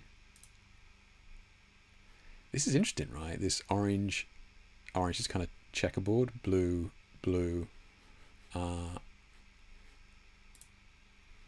These low lights, I would never put a light down there. How dare it? Okay. So anyway, yeah. Let's just I'll just be stuck dicking about in there forever otherwise. Asking for an inspired shoe, as nobody lifestyle looks like. Yeah, you use one of your own sorts of images. What happens with the reference image but no text? Right. Yeah, exactly. I mean, like, yeah.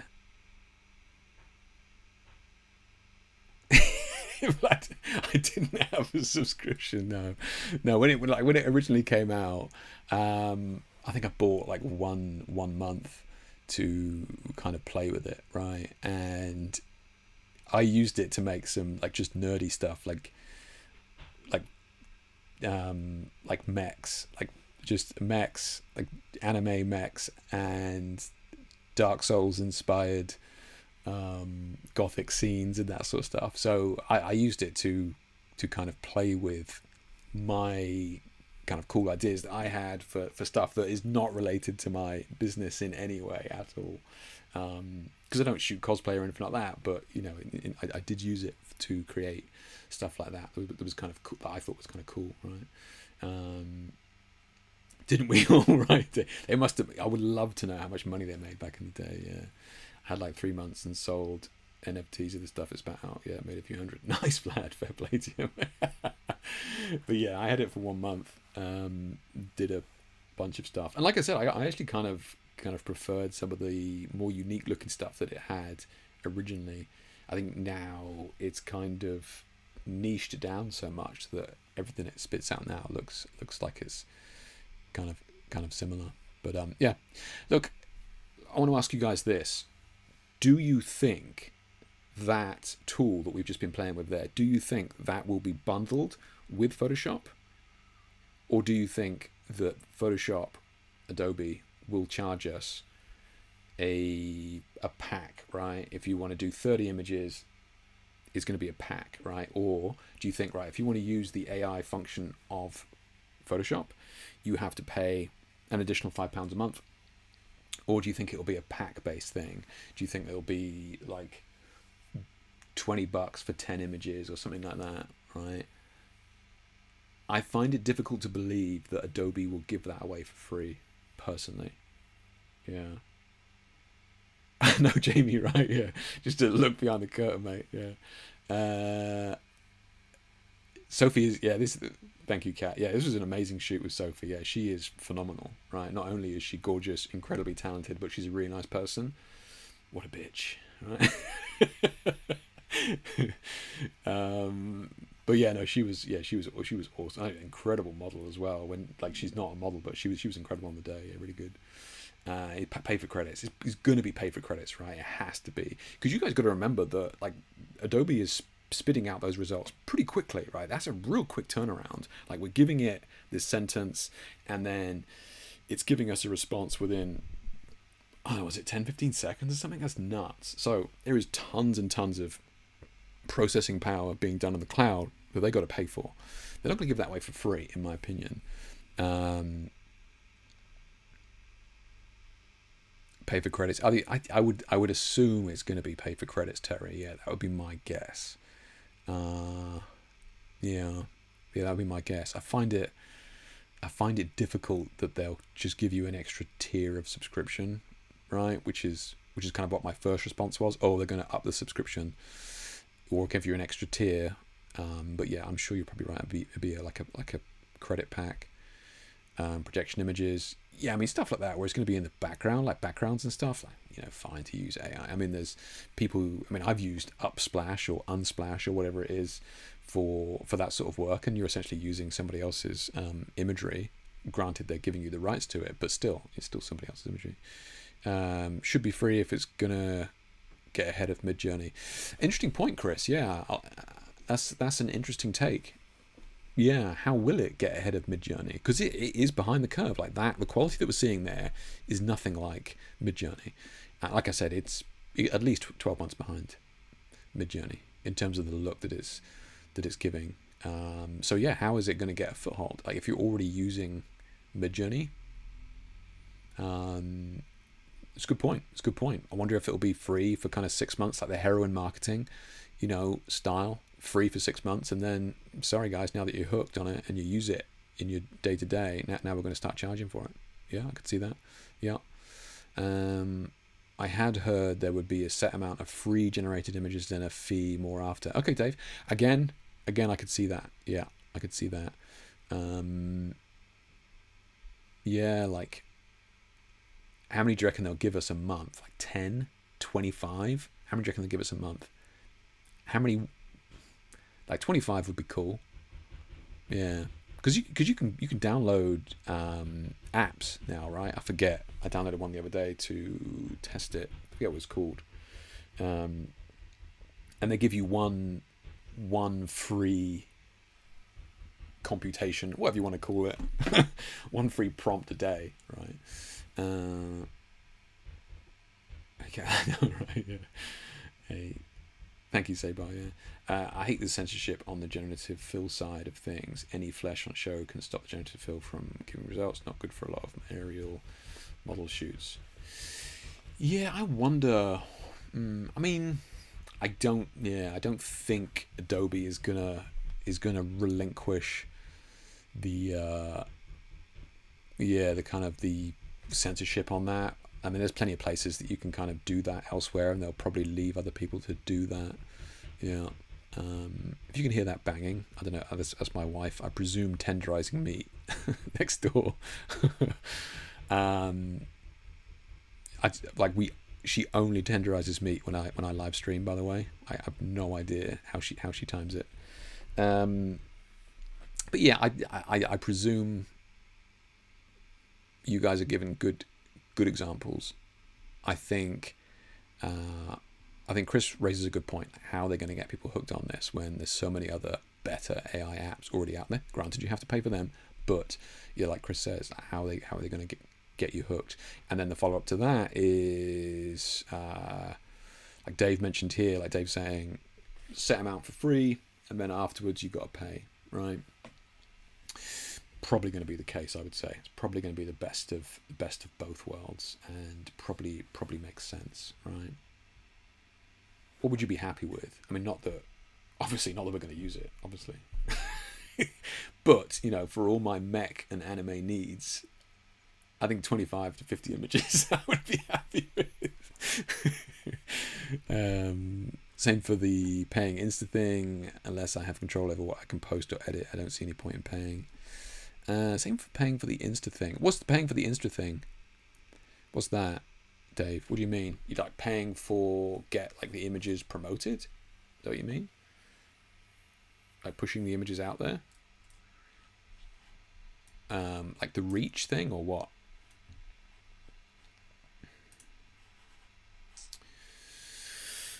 Right, let's get rid of all this nonsense here.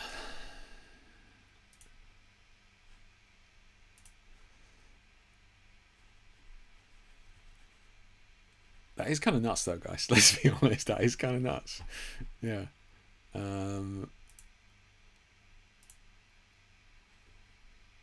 It's kind of weird the way that it deals with it, man.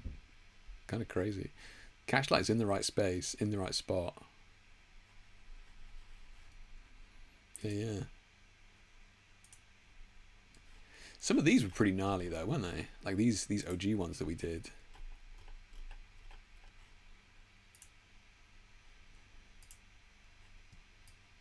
I mean, YouTube thumbnails and stuff, easy, right? Just job done. Anyway. Close some of these down. Let's have a look at some of your images now.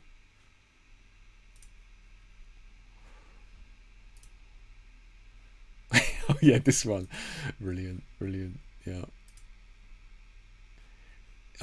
I'm not doing this slowly on purpose. It's being super laggy for some reason. I don't know why. Let's close it down. There you go. It's starting to speed up a little bit there. Man with ice cream, legend. Oh, you're referring to the rumors Instagram having paid tiers. Oh, okay, Instagram is bringing out a paid tier thing. Fuck. The more you pay, the more you're recommended and pushed. Anything from a few quid to several hundred. I hadn't seen this. You guys got a link? Oh. It's just... Right. Let's have a look. So let's refresh this. Go through some images. It's getting late. I'm getting hungry.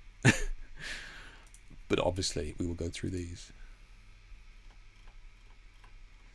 All comments. Have a look. Oof, got some good ones here. Darius looking shooting fire, mate. Chris looking good. Right.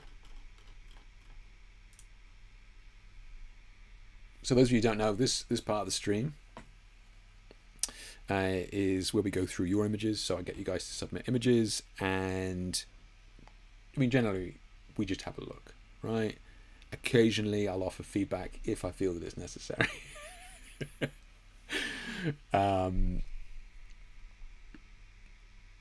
This is awesome. This is really good, Jimmy. Really cool. Yeah.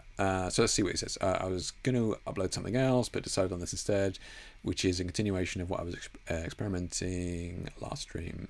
So as you can see, we've got the LED tubes, and then I've got the Rotolite Neo 3 in a lower position, and got the clients look down at it. Yes, I'm more than willing to underlight people. Awesome shot, mate. Really good. Yeah. Loving this. Really cool. Great color separation. Loving these glow. Are you using the Honoric here to get a little bit of glow? I mean, I presume you've got not last once, I know, right, Jamie? Yeah, you're using Honoric here, you know, to get the glow. Those of you who don't know, is a plugin, a Photoshop plugin that we looked at on last stream, and yeah, just kind of adds a little bit of glow and halation to some of the lights here. But yeah, this is probably got a little bit of smoke in here as well, but yeah, nice, really strong separation. And what James is talking about here is, you know, having a light on the floor looking down, and you know, the common way to take pictures is to have the light above the subject so that we get these nice clean shadows underneath and that sort of thing as well. And for the most part, that is a decent rule to live by. And Jamie's kind of playing with, you know, with doing things differently here and putting it from below, and absolutely get away with it here, mate. Yeah. You know, it's a good rule of thumb for most normal average looking people like me. You know, I'm definitely going to look better with, you know, a light from above, like we see here. If you start lighting me from below, it's not going to be a good look. But you know, you have beautiful young person like this, you know, pretty easy to make them look good, right? But yeah, this is awesome. Yeah, really strong, mate. Really strong.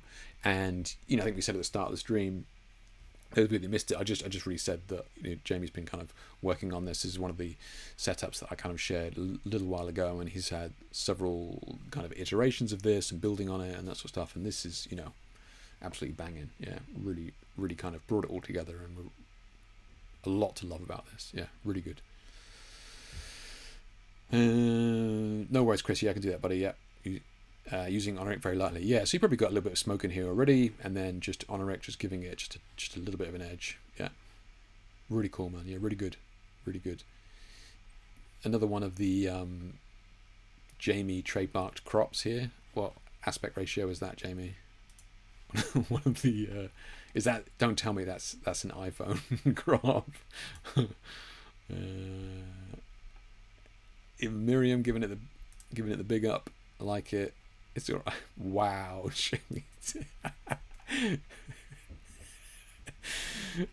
Okay, so next up here is I've got Tony's ones here. I took your idea of creating something based on gels, but pushed. This is a gel shot from some Boris FX optics. So in the previous stream we kind of mentioned alternatives to the Honoric software, right? And Boris FX is one of the big ones. Boris FX is, in my opinion, very expensive for what it's doing. It has tons and tons of creative options, and Tony's just kind of playing around with that here. Now I think I saw we have Okay, okay. So he's posting the kind of previous image here, and then what he's kind of doing with it here, adding this element here. Interesting. Okay, so I presume Boris is looking at the elements and just kind of having this kind of fractal, almost smoky, sort of spider web effect coming out from the highlights there. Yeah. Look, I think there's definitely a time and a place for, you know, adding Photoshop effects, and every now and then I will kind of cave and I'll buy one of these plugins or whatever it is, and I'll play around with it. But I always kind of feel guilty for using it. And look, that's just me being old school. But there's definitely a time and a place. And I think if it's done subtly, I mean, where do you draw the line, right? You know, Vlad. Those of you that have been here a long time know, you know, Vlad here is doing a lot of work with making actions for his, you know, digital noise and grain and, you know, cinematic looks and that sort of thing, and he's building it into an action that you can get. You know, where do we draw the line where it no longer becomes, you know, something that you do in Photoshop, and like that now being a plugin, right? You know, where is the kind of the line on that, where you're kind of running an action like that, whether it be your own or not? You know, it's kind of a grey area. So I think there's definitely a time and a place for it. And more importantly, though, I think it's always useful to kind of experiment with it and see what it's doing. And Tony, again, long time community member, Tony's always playing with new ideas. He'll be out at night with long exposure and light painting. He'll be doing cosplay shoots. He'll be doing studio shoots. He'll be doing gels. You know, but Tony's always kind of playing with new ideas, and I've always got a lot of time for that. And I think that we should always be playing with things. You don't have to make it part of your, you know, process forever, but it's always worth playing, right? Oh yeah, I need to refresh this. Yeah.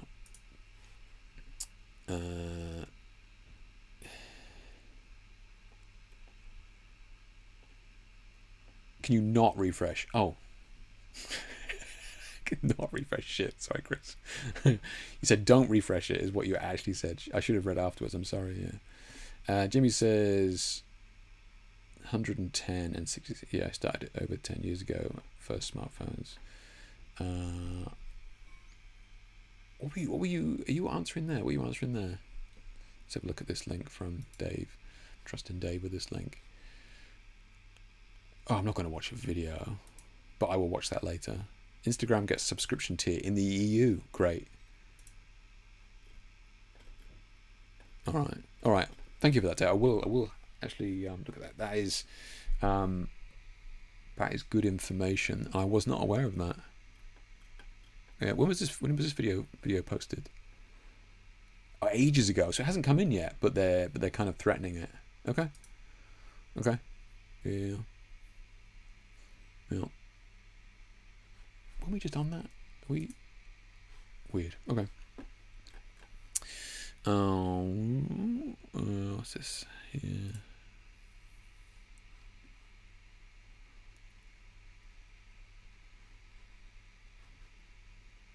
Meta Verify for Business just expanded their new tiers offering perks. Guys, we're doing it for your benefit. This is a perk. Fees are $45, $120, and $350 a month per account. $45 a month at the base level. Coming per account for year one for new subscribers. Coming first to Australia and New Zealand. Whew. Sorry, Tony. This is not a test. This is Met rolling out the higher tiers. Starting with 2 countries on May very soon. Wow.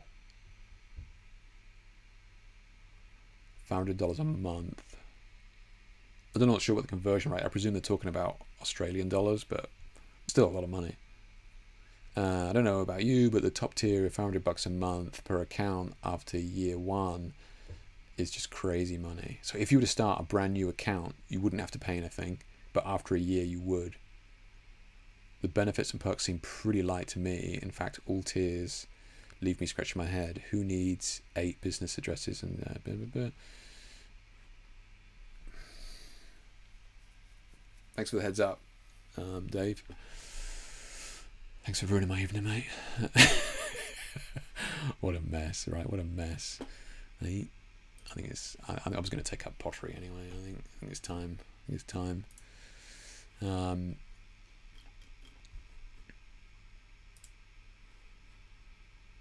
Stop it. Don't want that anymore. Thank you. Okay. Right. Where do we get to? All comments. That's a lot, man. That's a lot. $45 a month for the lowest tier? You kidding me, right? Like, so we got Darius's image here. Absolutely, wow, love it. Wait for me. Wait for me. Yeah. Last shot made with some colours and light painting. This is awesome, Darius. Yeah, really, really cool. Love this. And somebody else lighting from below as well.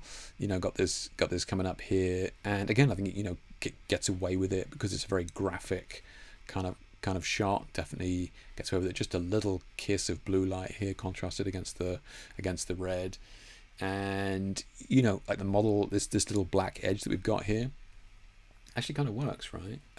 She's moved a tiny bit. I mean, she's moved very little considering I presume that the exposure of this was a fair amount of time to let the kind of colored fiber optics go past the model there. So she's kept really still. But yeah, love this. Really cool. And again, like super creative, playing with ideas, playing with colors. Love the kind of separation that we've got here, the layers of having this in the foreground, the model kind of in the in the midground there and in the background as well. Really cool, man. Yeah, really cool. Always love seeing your work. Yeah. Let's have a look. Oh, the ratio. That's right. Yeah. What do we get to? It's gone. Yeah, sorry, Jamie. Yeah, aspect ratio using, that's the measurements I made up to fit the older phones to run with it. Gotcha. I thought it looked like a iPhone 1. I mean, yeah, it's fine. Yeah. Yeah. So what did you say the ratio was? Oh, 110 by 66. Yeah, 10 years ago. Really, the first smartphones. That's nuts.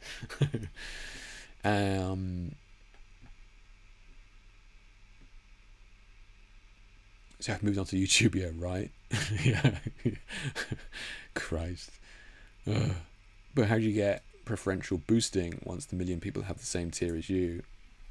Oh, I know, Dave. Like, what a mess, man. What a mess. How? Oh, God. I don't know. I don't know what the solution to that is. What do you do? I mean, nobody sees our images now compared to what they did 5 years ago. Right. My rule of thumb 5 years ago was always you should get 10% likes for followers. Right. So if you've got 10,000 followers, you really should be getting, this was years ago, you really should be getting 1,000 likes, right? That was the ratio. That's the kind of what you were looking at, right? That meant the kind of viewing experience or whatever, the amount of people that were seeing your work, that was the kind of ratio. Yeah. And that's dropped off. I mean, if it's like a couple of years ago, it was like kind of 5%. So like if you had 10,000 followers, you should be getting 500 likes, but that is dropping off even quicker now, right? I mean, it's definitely closer to 400 likes. So just give you some idea of the kind of reach that you're actually getting now compared to where it was originally. And has your followers grown to kind of counteract that? That gets harder and harder, right? If you got 1,000 followers, then sure, in 2 years' time you could probably double your followers for sure, and that would counteract the drop off in people seeing it. But still, like that is a curve that cannot be sustained, right? I mean, I've been sitting around the 40,000s for years. Right. I mean, granted, I barely use Instagram, so it's not the best case study, but still, it's very, very, very difficult to kind of counteract that drop off. Right. Let's have a look. What do we get to? Brett here with our only white light shooter today, I think. Normally I ban black and white images, but maybe we're going to have to start banning white light images. Just shooting, taking a break from trying to compose the perfect shot and just feeling the shot in a search of a creative, engaging photo. I'll play with the color grading, too heavy-handed, I think, but I do think the image is engaging. Curious about any feedback. Yeah, you know, I kind of mentioned this in my recent article. It's interesting that Brett kind of speaks about it there, that, you know, my kind of latest article here, I was kind of careful with the wording in this, but you know, the point that I was kind of getting at with this article was, you know, I think I refer to it as kind of jazz lighting here, right?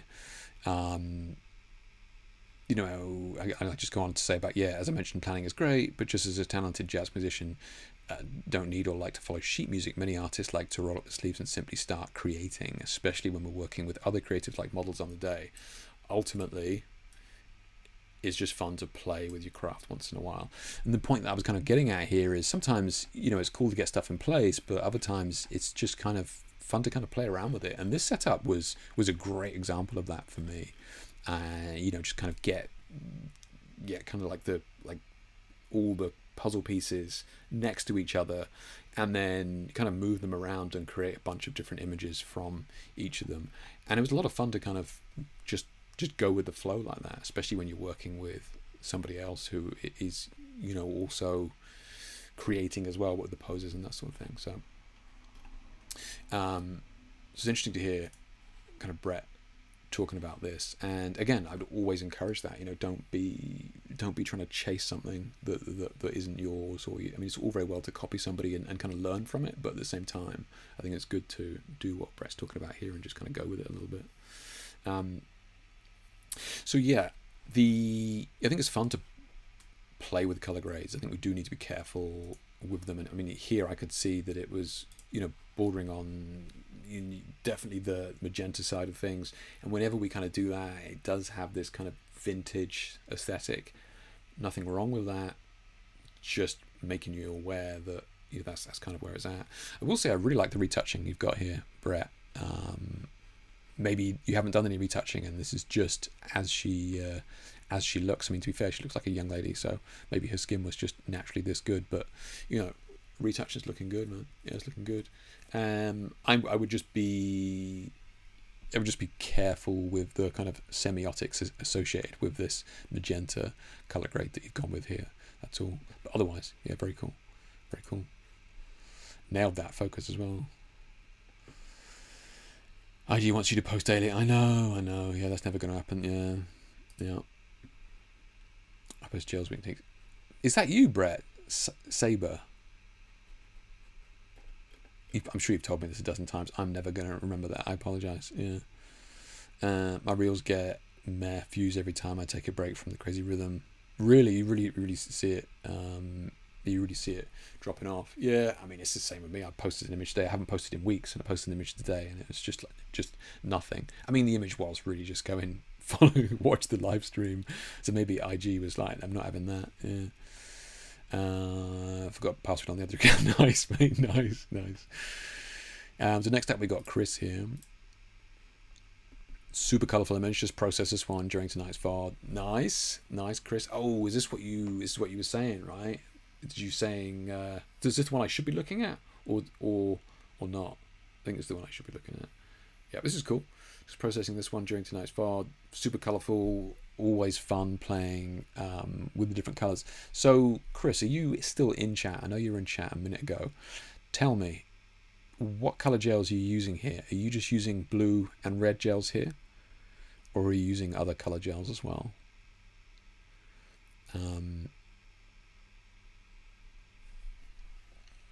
Whilst Chris kind of responds to that, did you guys see this article? Any of you interested in kind of trying this arty-farty style out? I had a couple of messages from people saying that they were going to grab some mirrors and kind of give it a go. Does anybody see it? Yeah. Anybody, if you missed it, let's grab this.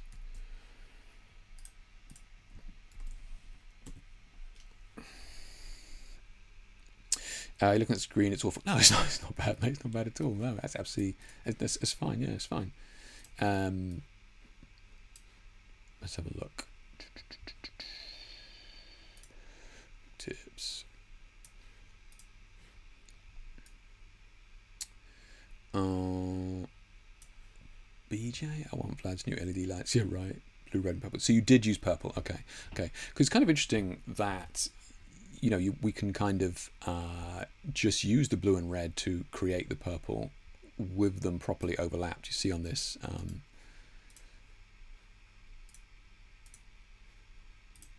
On this sheet here, we can kind of see the different color combinations, and if we overlap red and blue on the face like you're doing, that's why I was kind of curious. But this is probably why it works so well, because you've got the red on one side, it transitions through the purple, which is what you would get if you were mixing them anyway, and it transitions through to the blue. So look, I think it works really well. I was just kind of interested to see whether you had used purple or whether you just used red and blue. But I think it's great that you kind of double down, like you saw the colors that it would create, and you've kind of added it in the middle to kind of bolster that. I think it works well. Yeah. The only thing I'd kind of look at here is just being, and this is difficult, but looking at separating the lights so that each light kind of has its own role, as it were. So what I mean by that is, if you turn one light on and then you turn another light on, they shouldn't really interact with one another. This is kind of hard to do, but when we don't do that, what we get is kind of like these muddy colors, right? So it's very difficult when we have the model posing and that sort of thing as well. But this is why you'll see, usually with my lights, I kind of separate them, the model into these planes. So like the key light, boom, the fill light. So these two lights are separate, and then like an edge light. So here, like a side light. So here, for example, you could have gone key, fill, and then had a third light here, right? So basically separating these three lights out into these three distinct zones, and the resulting colors would probably be a little bit cleaner. But this absolutely still works, though, man. Absolutely, definitely works. Yeah. This is hot off the press as well. Good stuff. It was jazz lighting. Well saved, Chris. Well saved. Learning. Love it. Love it. I can see you've been in some corporate meetings in your day. It's meant to be like that. Good save, mate. Good save. Yeah. Vlad, pop a link to that video of yours so I can show other people what you guys are talking about. So we've got an image from Vlad here. You have enough color studio shots, so I'm going to post an all natural one here. It's always one, man. Always one that ruins it for everybody else. So story time. Yesterday I went out for a shoot some portraits, and it was supposed to be just promotional material for film emulation, camera profiles. Nothing spectacular so far, but I learned two things. If you are cold and dehydrated, your skin will look like a kind of zombie. Who would have guessed? If you shoot Nikon DSLR and use one of those M42 adapters, have lens in it to help with the focus over 2 meters, you're kneecapping your Helio's ability to produce swirly bokeh. Is the one thing I hate, Vlad. Yeah, it is super annoying. Yeah. Is there a more expensive one, like the Meta Bowens? Everybody kind of raved about those, but they're like $100 or something like that. But yeah, it's exclusive. It's an exclusive problem to Nikon, which is a pain in the ass. Yeah, because the Canons and there's a different distance. They don't suffer from that same problem. Yeah, there are alternative solutions now. 3D printing is widely available, but I'm starting to think it's much better one is to stop shooting Nikon DSLRs. I just bought one more AFD lens this week. Yeah, it is. Yeah, it is. I mean, look, this still looks really cool, and yes, you don't get the swirly bokeh, but it does still look really cool. Yeah, cool colors as well, Vlad. Again, nice final color grade in here. With the yellows and greens, definitely pulled it off. Knocked those greens into the reds. It's nice, man. It's good stuff. Yeah. Right now I have a 3D printed. Nice, man. Nice. Wait, Transylvania popping off with the 3D printing these days. Is this going to open?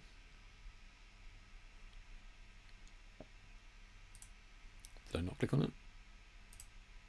There we go. So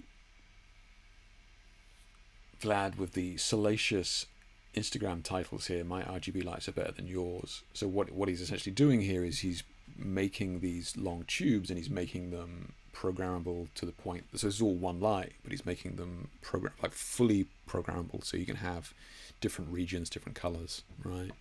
Now at the moment you can just buy LED tubes and kind of, so the ones that I've got there, like the LED tubes, essentially I would do the same thing with 3 lights. It would cost an awful lot of money, but you can do that with 3 independent lights. What Vlad's doing it here is with 1 light. Now, Vlad, how programmable is it? As far as I'm aware, you can make that into a seamless grad if you want it. You've just got it into 3 sections there, but you can make it obviously very programmable, right?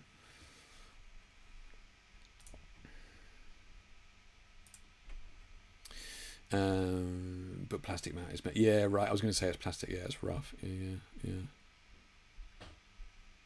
Oh, really?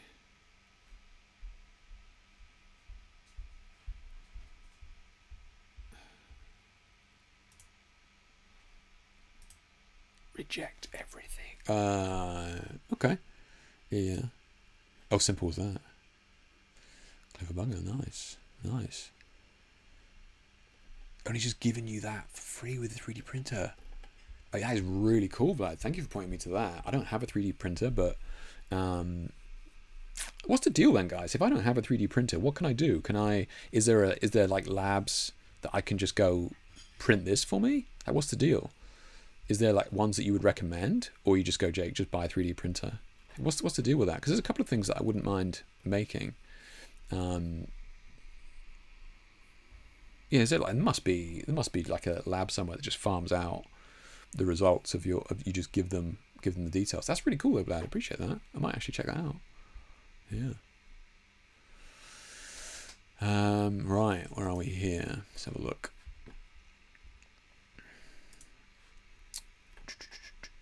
So we got one from David Mola with a Mola. Cool. I haven't used one of those in a while. Yeah, Mola is a lighting modifier. Mola with a gel and bare round head, and 8200 with a gel. Nice. Probably 75mm, 1.2 wide open because I don't do that much, and cropped for gram with AI made, then blurred background. Oh, okay. So, the AI background is something that you've kind of added afterwards. Is that right? Yeah. Made it with AI. Beautiful shot though. Lighting is really clean. This is what I mean. I love this kind of transition, and I kind of you hear me speak about this a lot, but I love this transition where we have separated light here. So we have the purple, then it fades off into shadow, then we have the next light, right? And this is kind of this is really well done, David. It's really clean, and we've even got a nice kind of highlight around there as well to give us shape there. Would have been nice to have a little bit more data here, but something like a base coat of light would fix that. But really good separation of light here from the back. That backlight seems pretty high as well, which is nice. But yeah, really nice. It drifts off into a little bit of shadow before it comes back into the light. Really cleanly done. Yeah, good stuff.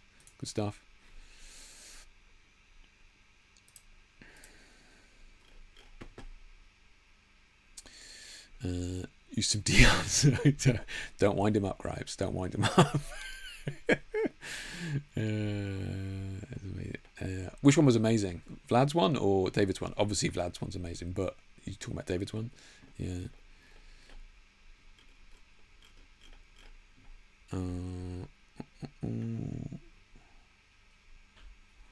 Probably find someone that could print it for you, I guess. Yeah, I would have thought so, right? Yeah, I think you could get someone who would do it for you. You can even order it printed metal online. Oh, wow, yeah. Don't ask for the price because I don't know, and there are tons of people willing to print stuff. You pay exactly, yeah. There are loads of places you can send an STL file to be printed, and a few you can send a rough sketch to and give them some details.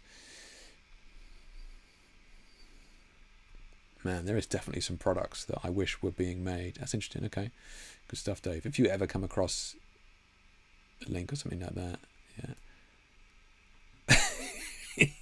I thought he was winding you up. Yeah, I thought he was winding. Appreciate the info, guys. Appreciate it. So another beautiful image from Anders here. He always delivers the goods.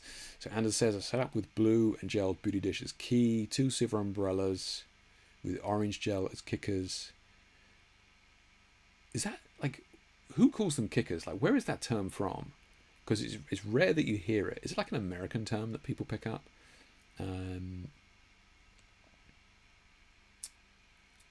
Anyway, distracted. So 2 silver umbrellas, orange kickers. If you're not sure what he's referring to as kickers, he's talking about like the edge lights from behind, and an LED with a blue gel on the grey background behind the model. 1 second shutter speed. Happy to get some feedback. This is good stuff, man. Yeah, it's really good stuff. Really good stuff. So look, overall, brilliant image. Love the motion, and I think images like this, subtlety is key, right? You really don't want it to be too much. You just want to have that kind of almost that movement, that echo. Yeah. You called them a kicker as well. What is it with these kids and called kickers? They haven't been called kickers in forever. They've always been edge lights and hair lights for a generation. Why is kickers coming back? Yeah. In Sweden, you call them kickers. Interesting, Anders. Yeah, interesting. Okay.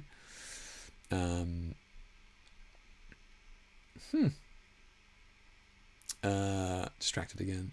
But yeah, I think something like this subtlety is key, and I think you've done a good job here with that. And I think what I mean by that is images that can kind of make people look twice is kind of where I'm always aiming to be, right? You don't want it to be too crazy and wacky, but if you can create an effect that people look twice, that's kind of the sweet spot. And I think you're definitely hitting that here.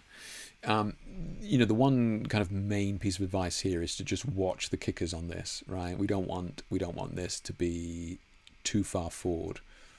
And so here we've got like these orange tips of the nose, and just watch and get these, kind of odd lighting. Now what happens as well with that is we're using orange and blue here. If we just saunter on over to this diagram I made earlier,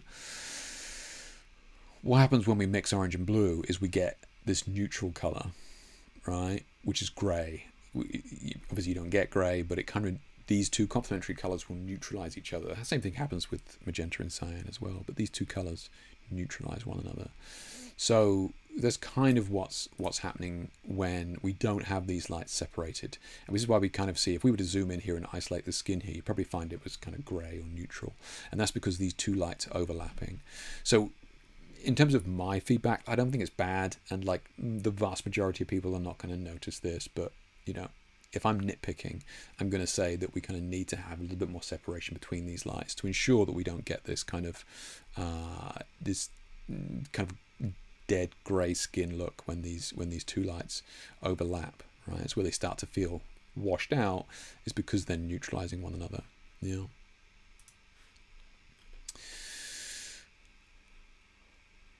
Nick coming in strong with the art. Mate, this is a blast from the past. This is the gritty deviant art stuff that I used to be into when I was younger. This is cool though. Yeah, this is cool.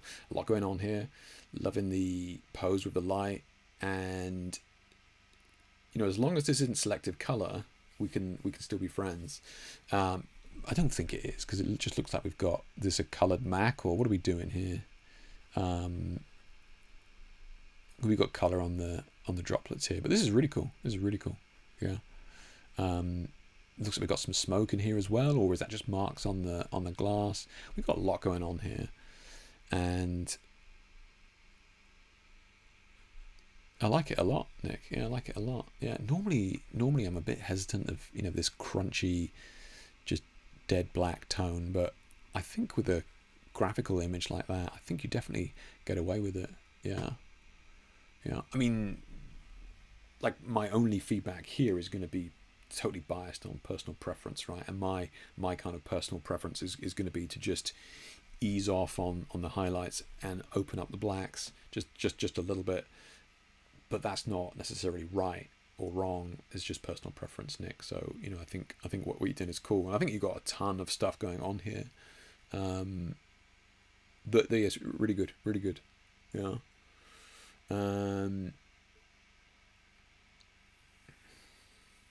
Just reading some of these comments. Vlad says you got me because it looked horribly compressed on the stream. I did. It wasn't too bad, Vlad. I thought it was pretty good. Yeah.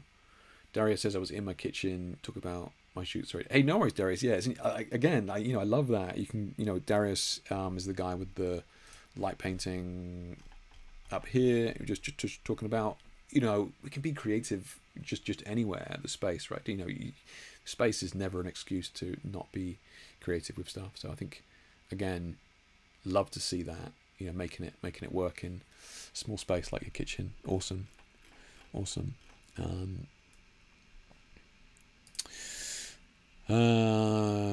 Is this you, Nick? Is this you?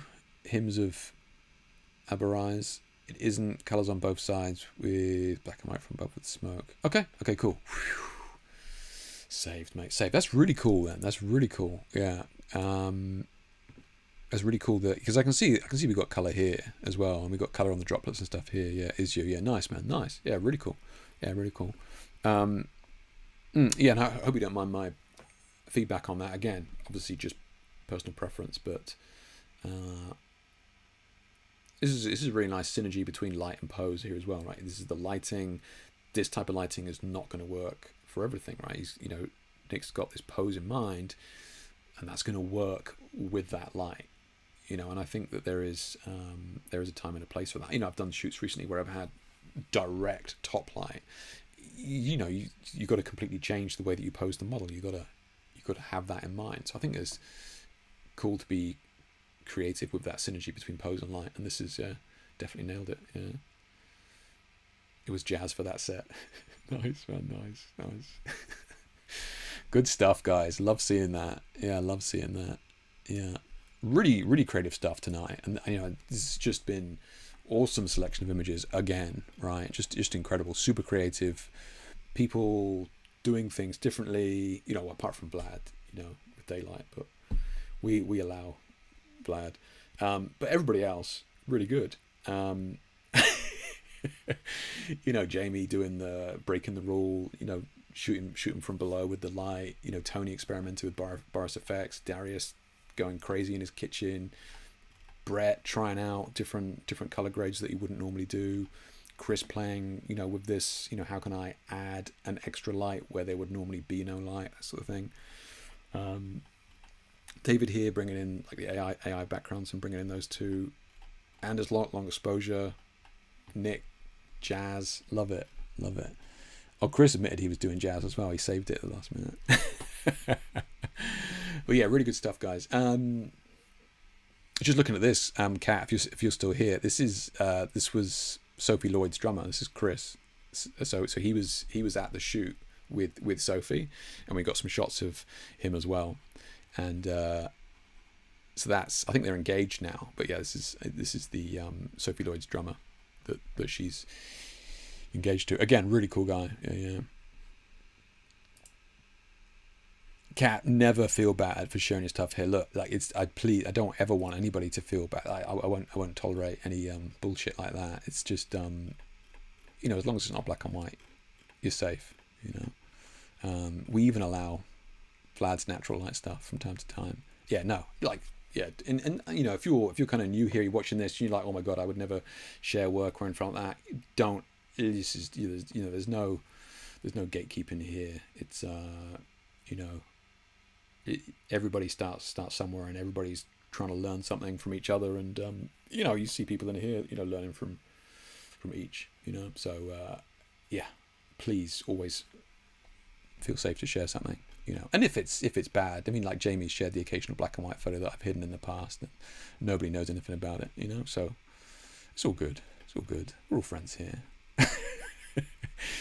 Look, guys, we come to the end. Before I start eating my own sleeve, we're going to start wrapping things up. If anybody's got any last-minute questions, then by all means, fire away. He is a lucky man, Kat. Yeah, he is a lucky man. Sophie is the complete package, bless her. And it's great to see people like that. In fairness, it's great to see people like Sophie being successful, right? I have no qualms at all when good people succeed.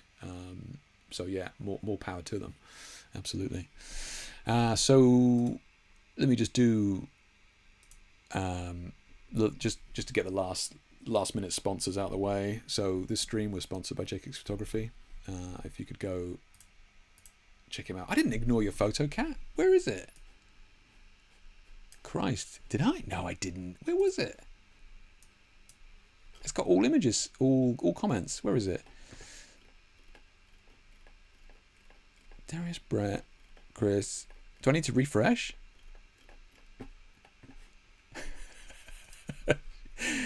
I didn't hide it, I swear to God. Oh, we got more stuff in here. We got one from Miriam. Oh, this is you. Gotcha. See, it was hidden. Last minute share. You were late, mate. You were late. Last minute share, not a studio photo, but during a live gig. I don't know why, but I shared this photo on my story on Instagram. It got so noisy. I think it's noisy because of the way that these social media programs deal with compression. So when you have color grads like this, honestly, and I'm being serious, like the best advice is to actually add a little bit of noise before you uploaded it, right? So that way the social media programs won't compress it as much. So if it looks crazy noisy when you're kind of sharing it, it's because it's kind of stepping and that sort of thing. It's because of the the kind of social media. So just add a little layer of noise to it, and that will help to kind of stop that. Yeah.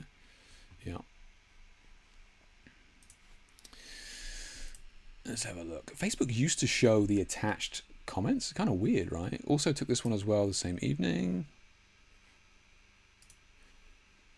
And for comparison, I did add noise on top. The one didn't, and the one didn't. Or am I going crazy?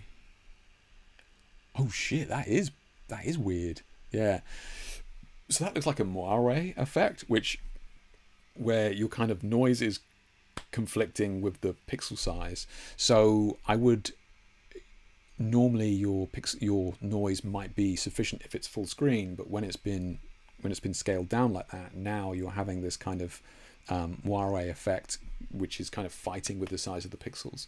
So I would just experiment with it. If you're going to make the image this small in the future, change the amount of noise that you're using on it, and that will kind of stop this kind of moire weird gridding pixelation effect that's kind of happening here. But no, you're not going crazy. Yeah, it is something that happens, sadly. Yeah. He also ignored my behind. Oh, everybody's coming out now. Here we go. Let's have a look. Let's have a look. Vlad's. This better be good. Also, here is the behind the scenes. We're very complicated. That is so good. I love this, man. This is gold. This is fucking brilliant.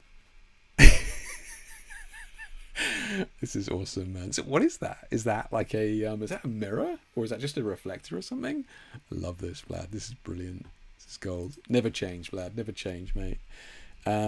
Don't gripe. Save it to next week.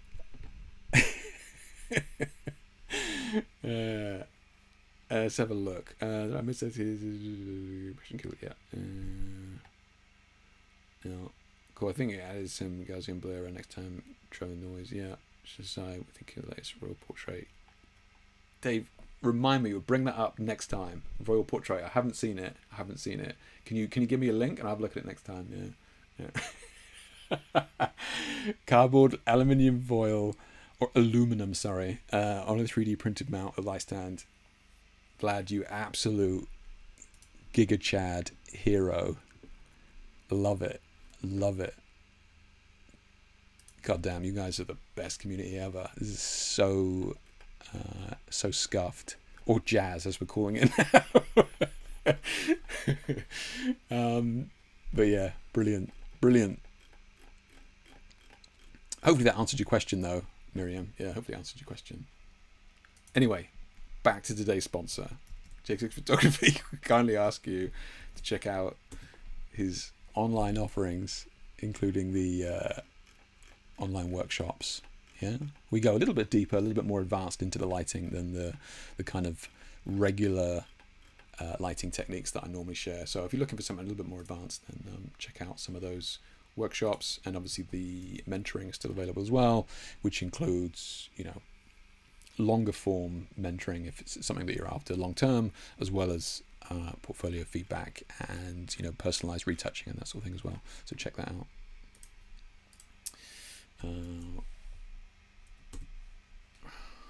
There you go. So yeah, if you're interested in taking your photography further, please reach out. But yeah, it's been good. It has been good. It's these online workshops are still going well, and the mentoring, I'm still doing regular mentoring with a bunch of people as well. So it's been good, man. Yeah, check it out. Been a lot of fun. It's also great to see, not only the students that I mentor getting better and better, but a lot of you have been part of this community for a while now, and it's just incredible to see the growth that you guys have had on here as well. It's huge, right? Yeah, it's been nuts. Really good, really good. So thank you to everybody that shared an image tonight. It takes balls to put them out there. So yeah, thank you for sharing those. Always a pleasure going through these guys. And look, I wouldn't do the streams if you guys didn't share your images. So it's been good. We discussed a lot tonight, so it's been a long one. Just tearing apart ProPhoto, but really, giving more of an, looking at both sides, and obviously Adobe. We shall see how they end up monetizing the AI imagery. Hopefully it's not too egregious, but we all know it will be. Guys, it's been an absolute pleasure. Let's try and do this again in a couple of weeks, right? If you've got any links and stuff you need to give me before next week's stream, then we can definitely do that. But until then, stay safe and keep that jazz lighting going. Take care, guys. Bye.